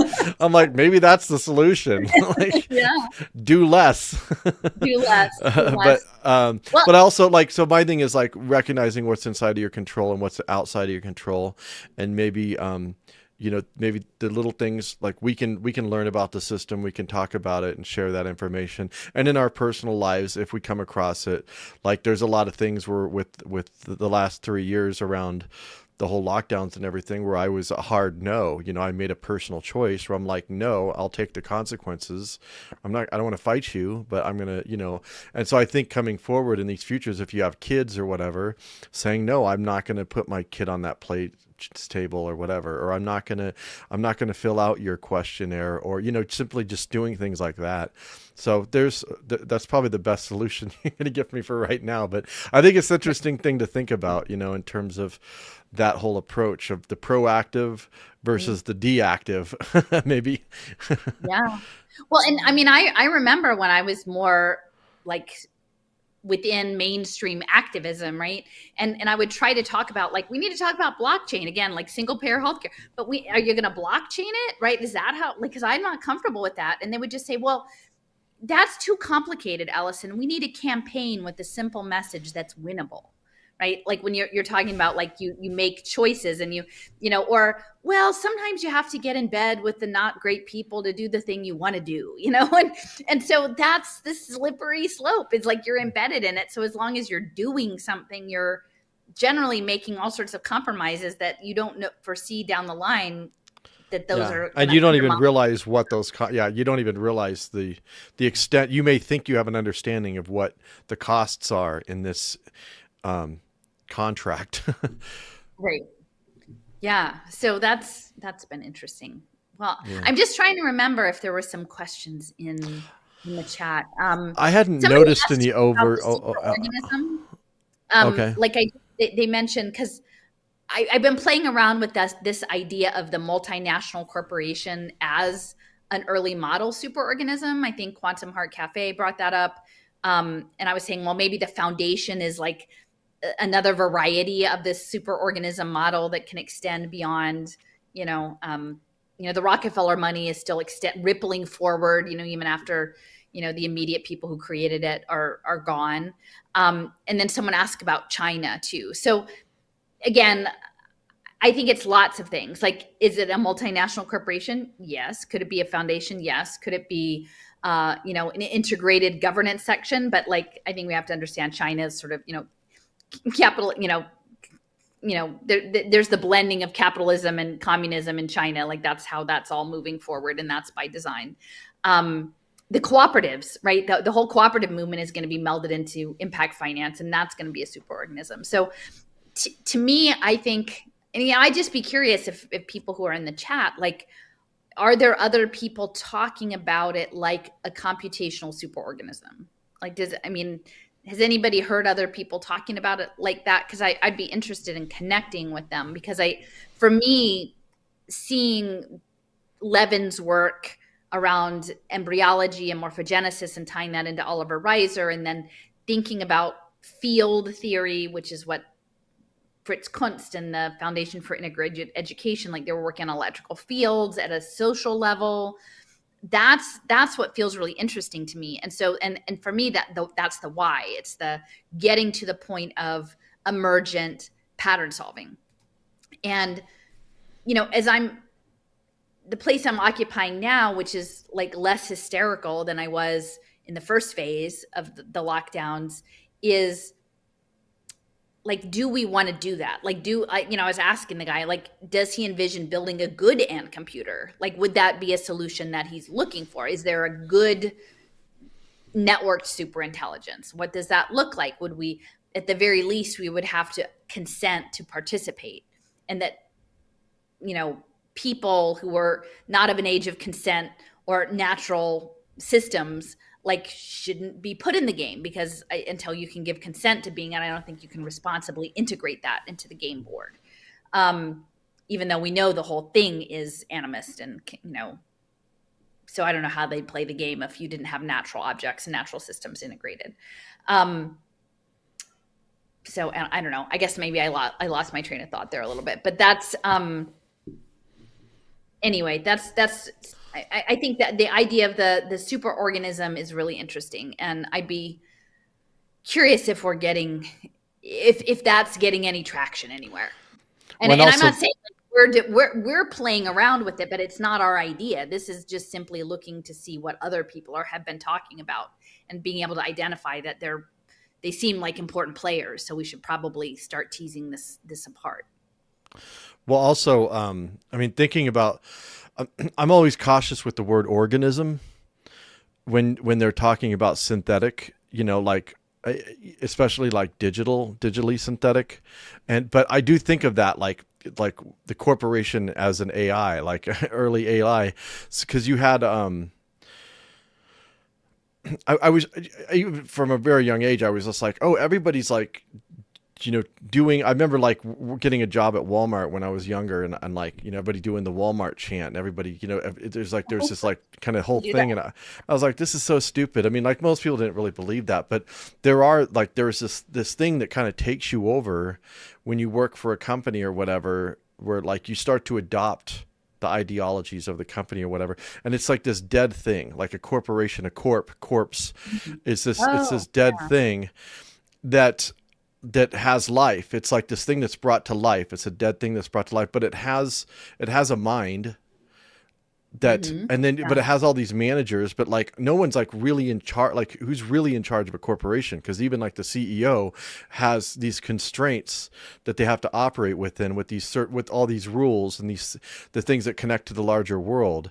And I remember there was some activist that was talking about like, all these systems that are built, the people that built them are long dead, but they have this inertia and they kind of live on their own. And that's what so we're in this process right now of building these new monstrosities, in my opinion, that are going to like live on, that are going to be, but we already have that now, like these systems that are like totally out of control. The overwhelming majority of people that are operating within them don't actually agree with where it's taking us or what it's doing. And yet it's got a hold of us, Well, it's interesting because like one of the places that we stopped on the way back, And it's interesting because our trip back through Kansas was quite had a lot of novel and interesting, little surprising side stops along the way. But we went a different route on the way back because I'm like, Jason, I want to go to Wichita. And I don't know if you guys or anybody in the chat would think of what is there in Wichita, Kansas, besides some linemen or whatever, but it would be Koch Industries, right? And so, I've been following the Koch brothers. Is it David and Charles Koch? David and Charles, yeah. Yeah.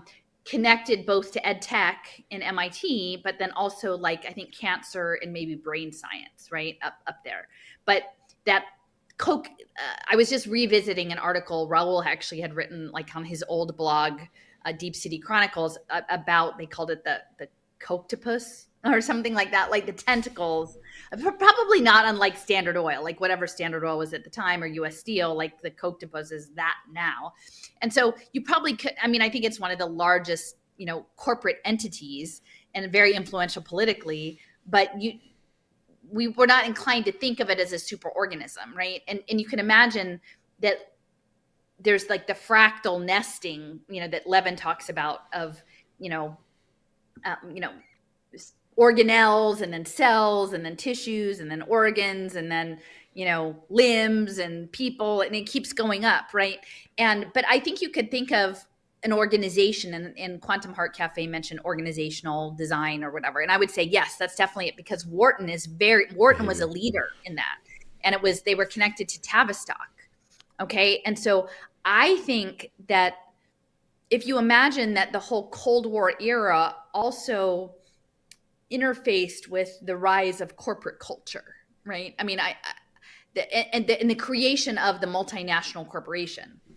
And I even remember in my very rudimentary political days, talking to my dad, who identified as more conservative and I identified as more just liberal at that point, and sort of coming to terms with but Dad, these big companies, they're not just about the United, even if they're headquartered in the United States, they're not really of the United States anymore. They have interests that are global. So they're networked global systems, right? And not that I was trying to be nationalist, but that a lot of the conversations on the conservative side was more pro USA. And I'm but these companies aren't. Procter & Gamble isn't really, it's based in Cincinnati. It was a global corporation that has its tentacles. Coke is the same way. So anyway, I think that the whole corporate personhood is related, set the stage for DAOs, and that ultimately the DAO will be, I think we have to be careful, and we should talk a little bit about the AI versus Web3 conversation, because that came up a little bit too. They want everyone focused on AI. But I think really, instead of this idea that there's going to be some conscious machine system, what we're really looking at is an armature that's set up to coordinate and process signals towards certain outcomes, which would be key performance indicators. There would be a goal set, goal-oriented behavior, which is the cybernetics, which is what works government, which is, I didn't realize that when I was looking at impact finance, what works, cybernetics, KPI, how many people in corporate America, what's your KPI? At every level, you have the thing that you're supposed to accomplish. Even if you're, if you're somebody on a sales floor of a retail, there's a goal for how much merchandise you're supposed to move. And then each store has a goal, and then each region has a goal, and up and up and up. And my dad was a regional manager for Folgers Coffee. I'm sure he had all kinds of key performance indicators, which if you connect it to biophysics, the body, connect that to biohacking, right? Connect that to performance, biological performance management, all of that stuff. Yeah. So I don't know. It's interesting to think about, because I sense that this whole era of what we imagined as the golden age of America had all of these subplots ticking along in the background under dual purpose, dual use, that we just had no idea where the road was going. And now we may be at the point at which we're looking not at a machine consciousness system to dominate us, but we are looking at a structure to coordinate us for problem solving. And And my 2 cents is it's possibly not human and not in this time scale, which may sound a little extreme, but like when people are like, who's the they? Like, well, perhaps it's an interdimensional biofilm. Like, I don't know. You shouldn't, I have no confidence that I know that. Nobody's like dropped me a special like line. I haven't got a download, but like, yeah, it could be a biofilm in a different universe, it's possible. And we're, just running at it. It doesn't necessarily mean it's a simulation, but time is part of this. So.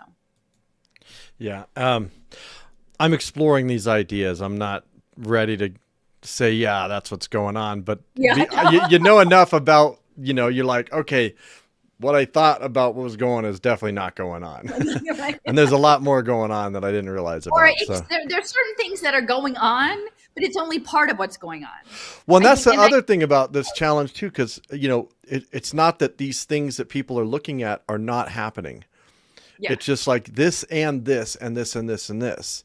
And so that's the problem is like, I think sometimes you get into like, no, it's not that, it's this, but it's that and this. And so then they get into combative mode. And so it's like figure out a way to say, yeah, it's that and this too. Well, there was that movie Up or whatever, like where there was some dog and it would always say squirrel and it go, like, and I feel like that's what to do. Like, squirrel, AI, Israel, Palestine. Yeah. People get triggered. These other, another mass shooting, squirrel. Like you're just looking at the squirrels, but you're not seeing the forest that the squirrels are climbing around in. Right. But I think these other conversations, it's not like they shouldn't happen. Like we definitely need to be talking about what's going on with the Palestinians and everything, but doing it on our own terms and being inclusive within that conversation about these other things that are going on and maybe making connections where there are connections. Is would be useful. Someone mentioned Johnson & Johnson. I would just mention, I don't know if it's relevant or not, but they just announced a name change to Kenvue. Kenvue. Johnson & Johnson is changing their name to Kenvue. Kenvue. Kenvue. That's not relevant to anything, but somebody mentioned Johnson & Johnson on the chat. So I thought I would just point that out. I meant to look into that, why the name change and what that even means. But I guess if Facebook can be Meta, they can be Kenvue or whatever. So I think I have a question here. Warrior Up wrote, what about the guy who wants to hack humans? QWEF? What's QWEF? I didn't catch that. Or is it just more talk and scary bedtime stories for children who know little about the realer fears and terror and torture, etc.? So the idea of hacking humans versus other concerns. Well, I guess that's how I would frame it. Well, I mean, I think that there's levels. So, clearly nanotechnology is a thing, the idea of, I've been talking about biohybrid, right? A biohybrid computing system. It's not necessarily efficient to have us all wear all this clunky stuff all the time. And actually a lot of the fabrication that they're imagining using nano electromechanical systems or micro electromechanical systems, they're planning on embedding that stuff in biology. I mean, at this point, it's like yeast and things to like do that we're going to deglobalize by building a bunch of bioreactors. And I think at some point, they are looking to use not just yeast or other kinds of biology to do fabrication and to have internalized biocomputing systems, interface systems. It's hard to say how far along those are out in public. And that's something like Steffers has done a lot of research on at A Piece of Mindful, and she's not publishing there anymore, but I know that she's still really focused on that. And there's a lot of discussion around biodigital convergence.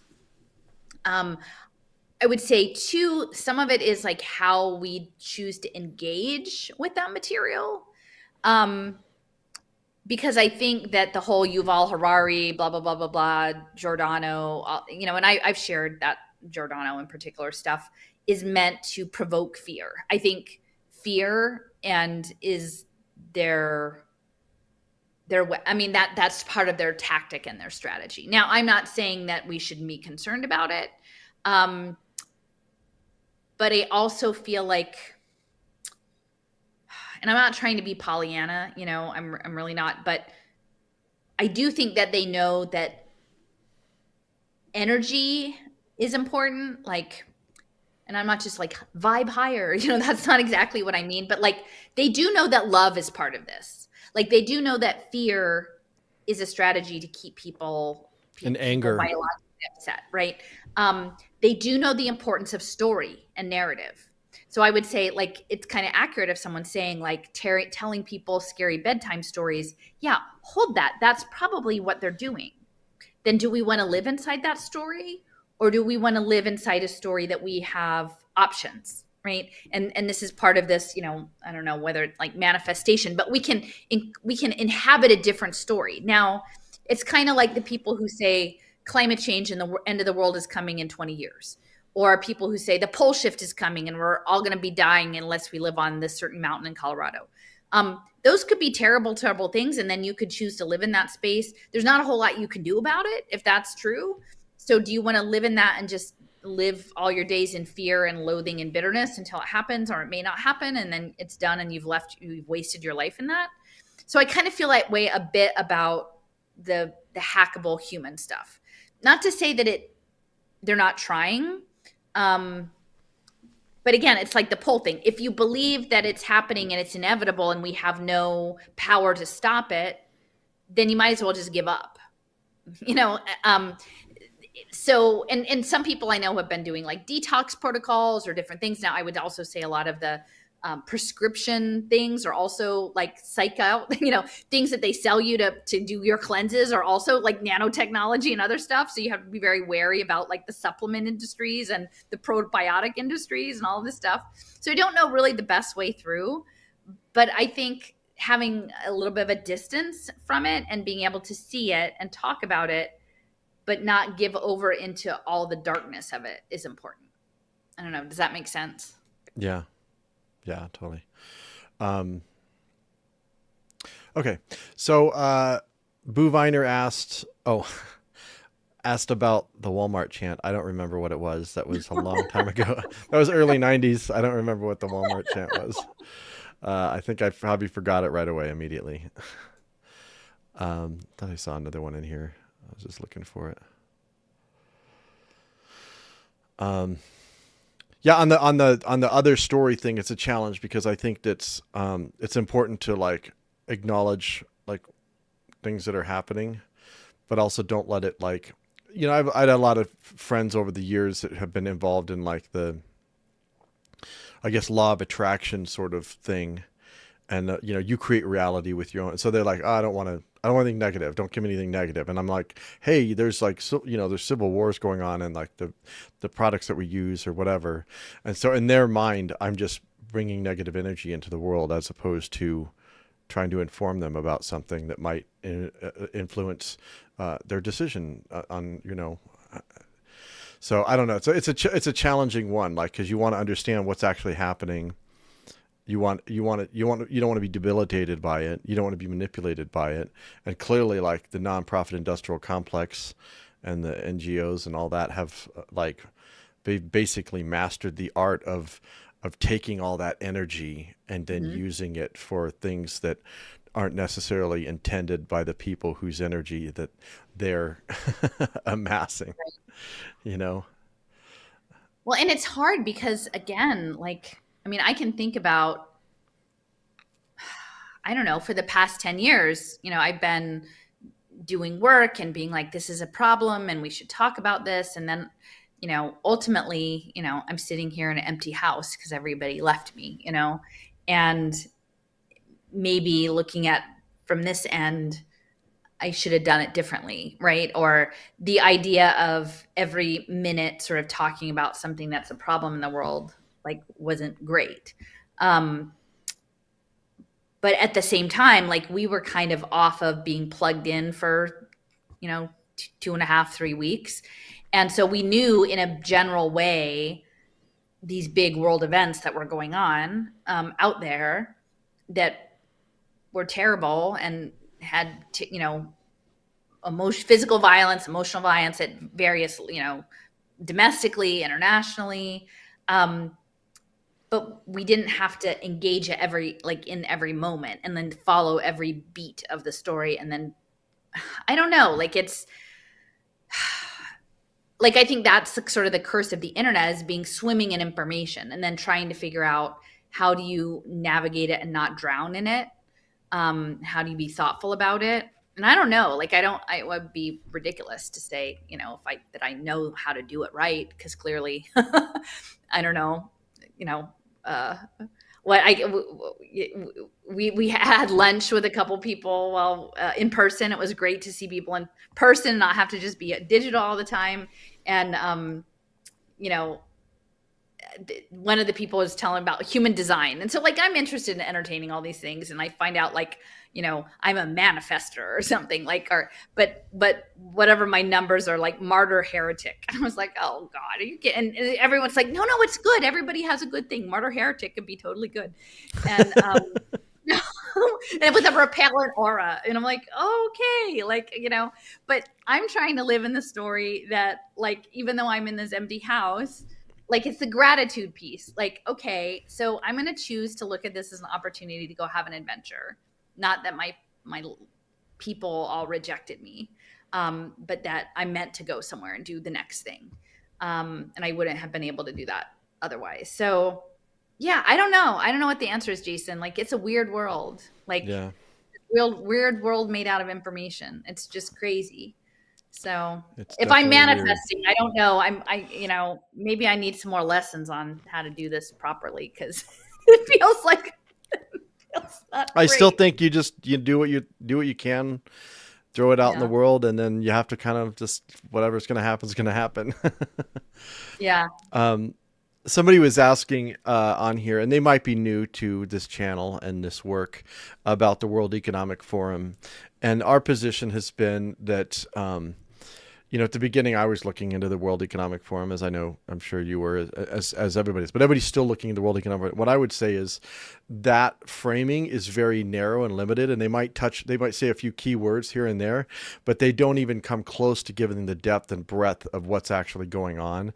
And a lot of it's actually outright misleading. And I think intentionally, they kind of want everybody focused on the World Economic Forum. So they're not looking at these other things. And so what I would just say is kind of explore our channel and like compare that to the story that the World Economic Forum is putting out. There are some crossovers where, some of the language that's used might be, you might hear some of the same words or whatever, but we're actually like talking about this whole new system that's not around like China versus the US or this authoritarian thing. It's more about what this whole part series was about right here, about like gamifying life within a tokenized cybernetic economy that's steering us towards some super organism. It's kind of read Oliver Reiser's the World Sensorium 1948. Oh, you have it there? No, this is the one I started last night. So Oliver Reiser, who did the World Sensorium, this is his book. That's his other book.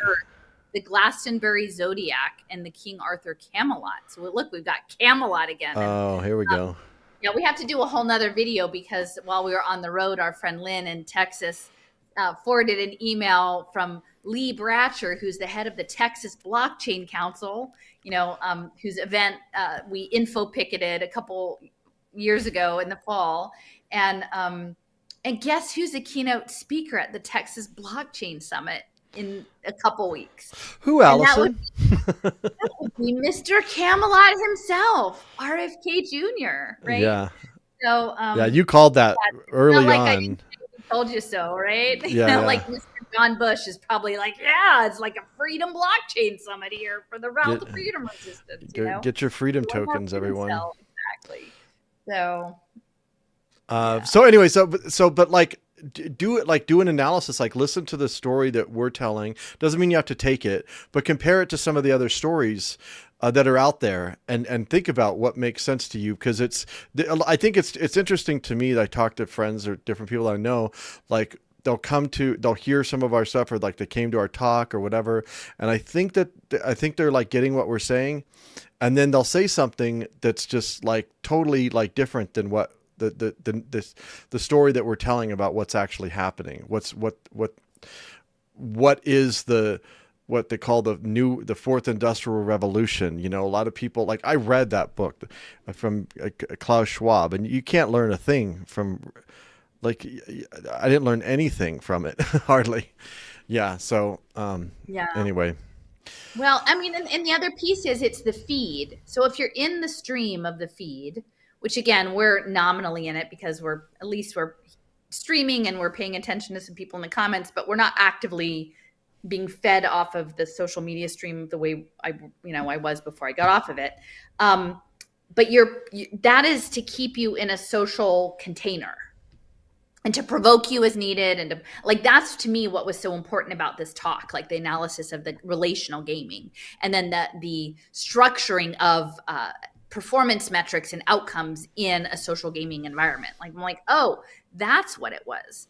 But, I've had people, again, who I'm close with, and they're like, okay, so what's the time frame of all this happening? And I don't know exactly. Again, I'm not even saying it's all going to definitely happen the way they say it's going to happen, but I think it's useful to at least analyze it.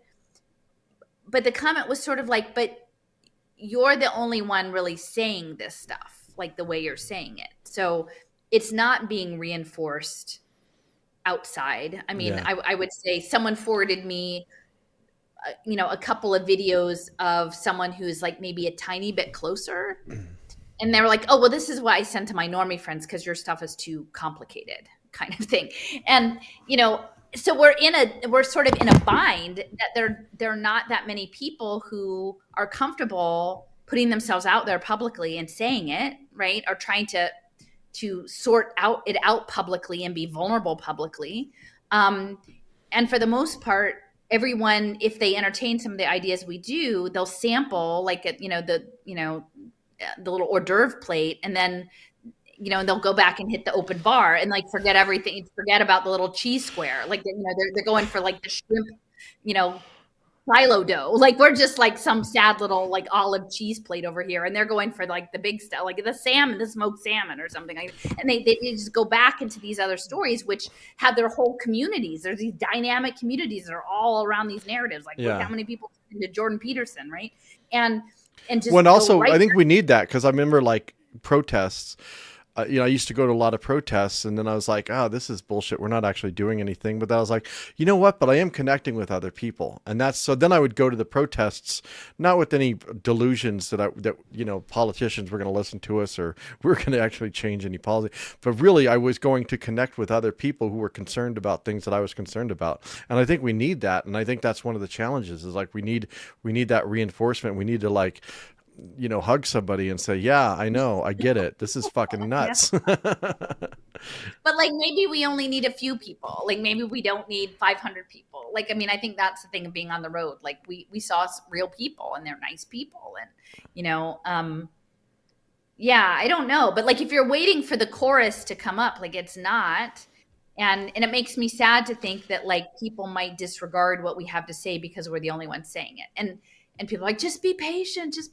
And I'm like, guys, it's been a while, like, yeah. And they, and I look and I see people, oh, this person has briefly mentioned you. Well, and if so, they're following the work, right? But they're not actually getting to the heart of the matter. And it's the whole, well, we're going to meet people where they're at. Well, I mean, if you where they're at with the wrong with a story that is incongruent with where you're taking them, they're never going to get there.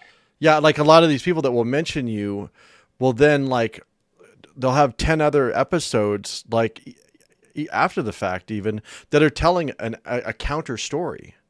And so it's kind of like, it's almost like they haven't done the thing of like, oh, okay, wait, these two understandings about what's going on are incongruent.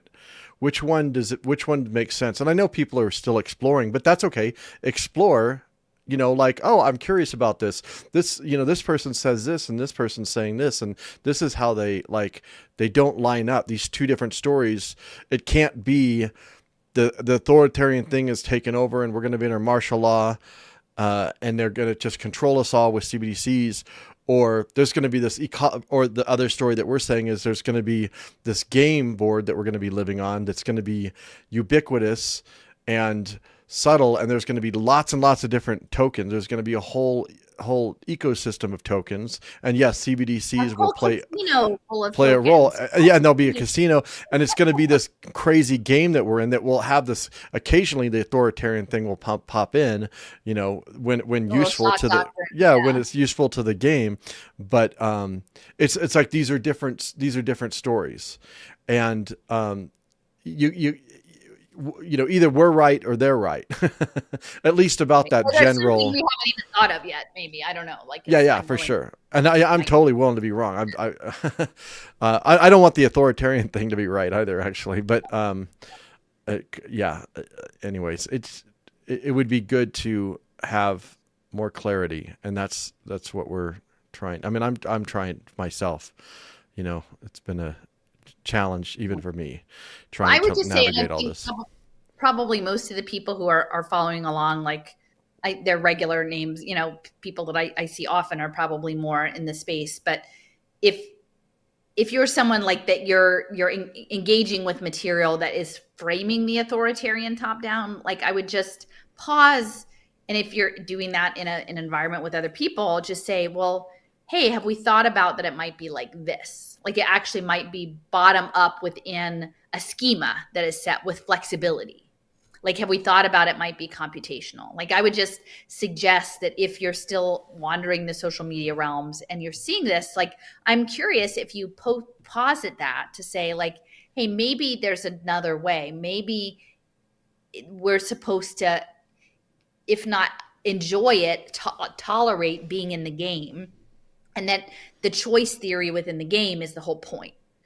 And if we could get more people thinking like that, even if they're not excluding the other idea of authoritarianism, but entertaining this idea that it might be more bottom up with a selection of limited choices in which your choices that you make are recorded and added to a patterning system as a signal, where does that take us? And then if we had more people thinking about it that way, they would be encountering material online in a way that we're not, because we're not in the feed anymore, and say, oh, I see this. This news story actually affirms this over that, or what have you. Oh, I can see that maybe the decentralization and the choice is showing up in UBI, right? Is showing up in this, the way they're structuring this program. And, is showing up in the way, Ronald Cohen is going to set up Gaza to be Tikkun Olam'd into rebuilt as a tech coding hub, to heal the world or something like that. I can see how it is going to be more choice than dictate. Yeah. Well, I'll give a little example here. One of my big issues has been the Israeli-Palestinian conflict over the years. That's the one subject that I've probably shown the most films on, and I brought in guest speakers on it, and I've done a lot, and I've read lots of books about it. And one of the people that I've done events with is a guy named Gilad Atzmon. He's a famous jazz saxophonist, but he's also a dissident who was born in Israel. He served in the IDF and then left. He's I don't have anything to do with this at all. And he made the interesting point about basically the activism in the U.S. around Palestine is largely run by Jewish Voice for Peace and different groups that are liberal diaspora Jews who are not happy. Their conscience is bothered by the actions of the state of Israel. But ultimately, the way that the language is framed actually endorses Zionism itself. So basically, the end the occupation. So they say, we need to end the occupation. And his point was that in 1948, or was it 47 or 48? I can't remember. Over 700,000 Palestinians were forcibly expelled from their villages. And they're now the longest running refugees around the world, all over the world. Well, in the occupation, they're really talking about the occupation of the West Bank and Gaza, and not necessarily questioning that the state of Israel was created in the first place. And so by adopting that language, it precludes all these other questions about the legitimacy of the state of Israel in the first place. So Gilad Atzmon calls them anti-Zionist Zionists. I don't bring that up to actually have a discussion about that, because I could have many long discussions about that. But the point was, by adopting that language of end the occupation, you've already agreed to a certain set of principles and confirmations that preclude other things. So it was just like, it's just an interesting example of like how that language can be used, because you're like, yeah, I'm in the occupation. Okay, just basically go back to the 1967 borders is what they're saying. Anyway, I don't know if that was helpful, but I think there's a lot of ways where we or anti-Semitism is another term that's thrown around where they, accuse everybody of being an anti-Semite. But the word Semite actually means someone from that area. So it doesn't mean Jewish necessarily. Like Semite is like, that's a particular language. Arabs are Semites. So it's kind of a weird thing. You call someone an anti-Semite, and you're already reinforcing this idea that the Jews from all over the world, Poland or whatever, have some sort of claim to that land. You don't think about it in those terms. But anyways, that's probably not what you're ready to go there. But how you, like, again, picking the framing, like think about the resistance and using cash. Oh, use cash. Fight CBDCs, use cash. And that was a huge thing. Oh, yeah. Good point. You have questions about the monetary system as a whole. Yes. So if what you do is you narrow the conversation to use cash, Cash Fridays, all the cash. Yeah. Or use credit unions. Put your money in a credit union. Well, that's still the Federal Reserve. I'm saying, like, within the context of the resistance, like there's a whole set of people. Like the answer against authoritarianism is to use cash. And while totally. I agree that cash has a less granular data than using a credit card or using other kinds of digital money, ultimately that's going to be these digital community currencies that, the Catherine Austin Fitzes are not going to tell you about, that's part of the long range plan as it is, then you're not necessarily, it's going to be, if what you're focused on is around preserving your money, having the conversation about economic exchange as a signal for predictive modeling that could then be applied to social physics and biophysics, you're not having that other conversation, not having that broader conversation. Essentially, you're limited down into a very specific way of talking about it, which is preserve your savings by using cash. And so getting to this more complicated thing of like gamified economic modeling and signals intelligence and coordination, it's just, you can't even get there, because you just kind of stop. You're like, we're going to have a simple conversation. We're going to talk about using cash. It's kind of like the same as the liberal progressives saying we need single payer healthcare. Well, can we talk about what the actual choices are around healthcare and what this looks like? And if we want to choose the kind of healthcare you're offering, no, we just want it. And so that it frames out the argument, and then you're working within that problem space, and it's very hard to wiggle out of it because you've walked into it, and then you're limited by the wording that you use. Right.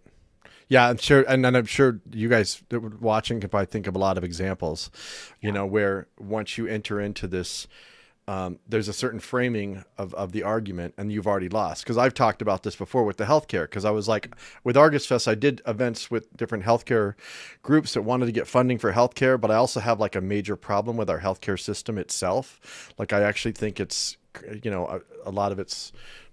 Well, it's really bad. I think it's gotten worse.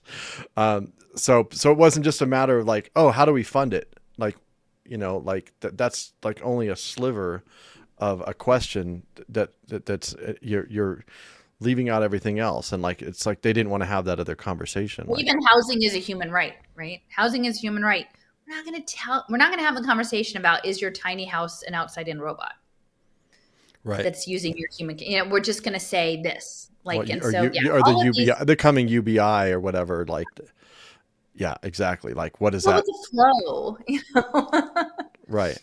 Well, I always said, like, like ultimately, people were shocked. I'm like, I would say I'm against unions, and they'd be like, oh, what are you talking about? I was like, well, within the current system, of course, I'd rather have unions than no unions.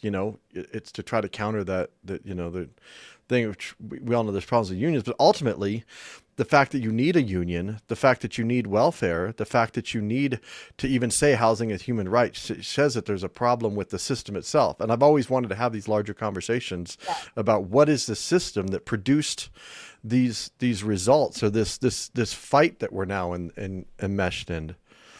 So, and I think that's what we're trying to do here with like looking at this new digital system, because it's like everything that's led us up to this point, and then 100 more things, I know. I agree. I mean, I just think back to my education work, and I was totally about the teachers unions, and they're like, well, there's the business union, and that's not good, but the social justice union is the better one. Like that, the grassroots union, they're going to take over the bigger union and do it the right way. And, and again, good, well-intentioned people. Right. But ultimately after the lockdown, I watched what happened, and I'm like, well, really what education is about domesticating you kids to be civilized. And the new civilization is that you become an agent in a eusocial ant computer simulation. You know what I mean? Yeah, and I'm yeah. like, I don't think that's cool. Like, actually, I'd like to have a conversation to say, is this what it means to be civilized? Like, is this our evolutionary social prospect? Because I think it seems really sucky, And if the goal of the teachers is to get a good and fair wage to train the children to be ant agents, then I'm not going to support that, and if the teachers don't have the wherewithal, and maybe it's always been that way, like, they moved them, off the farm and into the textile factories, and from the textile factories into the shop floors, and from the shop floors into the knowledge, office cubicles, and so on and so forth. And now they're just going to be, with your neural nanobots and mining your brainwave cycles or whatever on blockchain. And so maybe education was always that, and I just didn't know. Maybe it's always. Well, who's that? Malala? She's the young woman that was like burned, and then like she became this like international spokesperson for education, like the global education UN, and it was like you'd see her picture on the billboard, documentaries and all of that. And it's like, well, what does that mean? Like, who would be against education? You're not opposed to education, are you?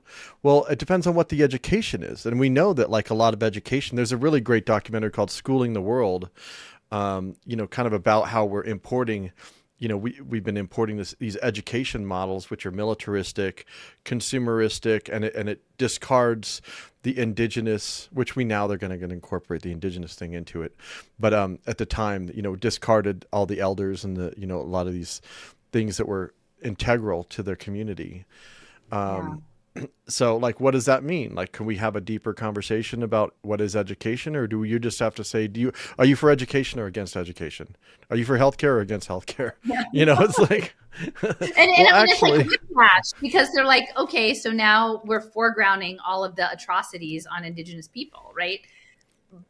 Meanwhile, as they've developed the cognitive neuroscience sensor networks to track the collective subconscious, well, then all of this sudden cultural practices that are in touch with natural cycles and animist qualities of nature become super valuable, right? So it's like the inversion of the residential boarding program, right? Like now we'll get expeditionary learning and these different things, and make sure you put on your EEG headband and your galvanic skin sensor and your smart uniform or whatever, and then we'll go do things that are more attuned to nature. I mean, I think that's, the guy who was like wanting to give us the solution, that the person he was promoting was all about natural relationships. And I'm like, okay, well, that's good, but we need to consider that actually that's where they're going next, because that playful relationship with larger systems, complex natural systems, is part of what would be interesting computationally, right? So then how do we have a conversation about,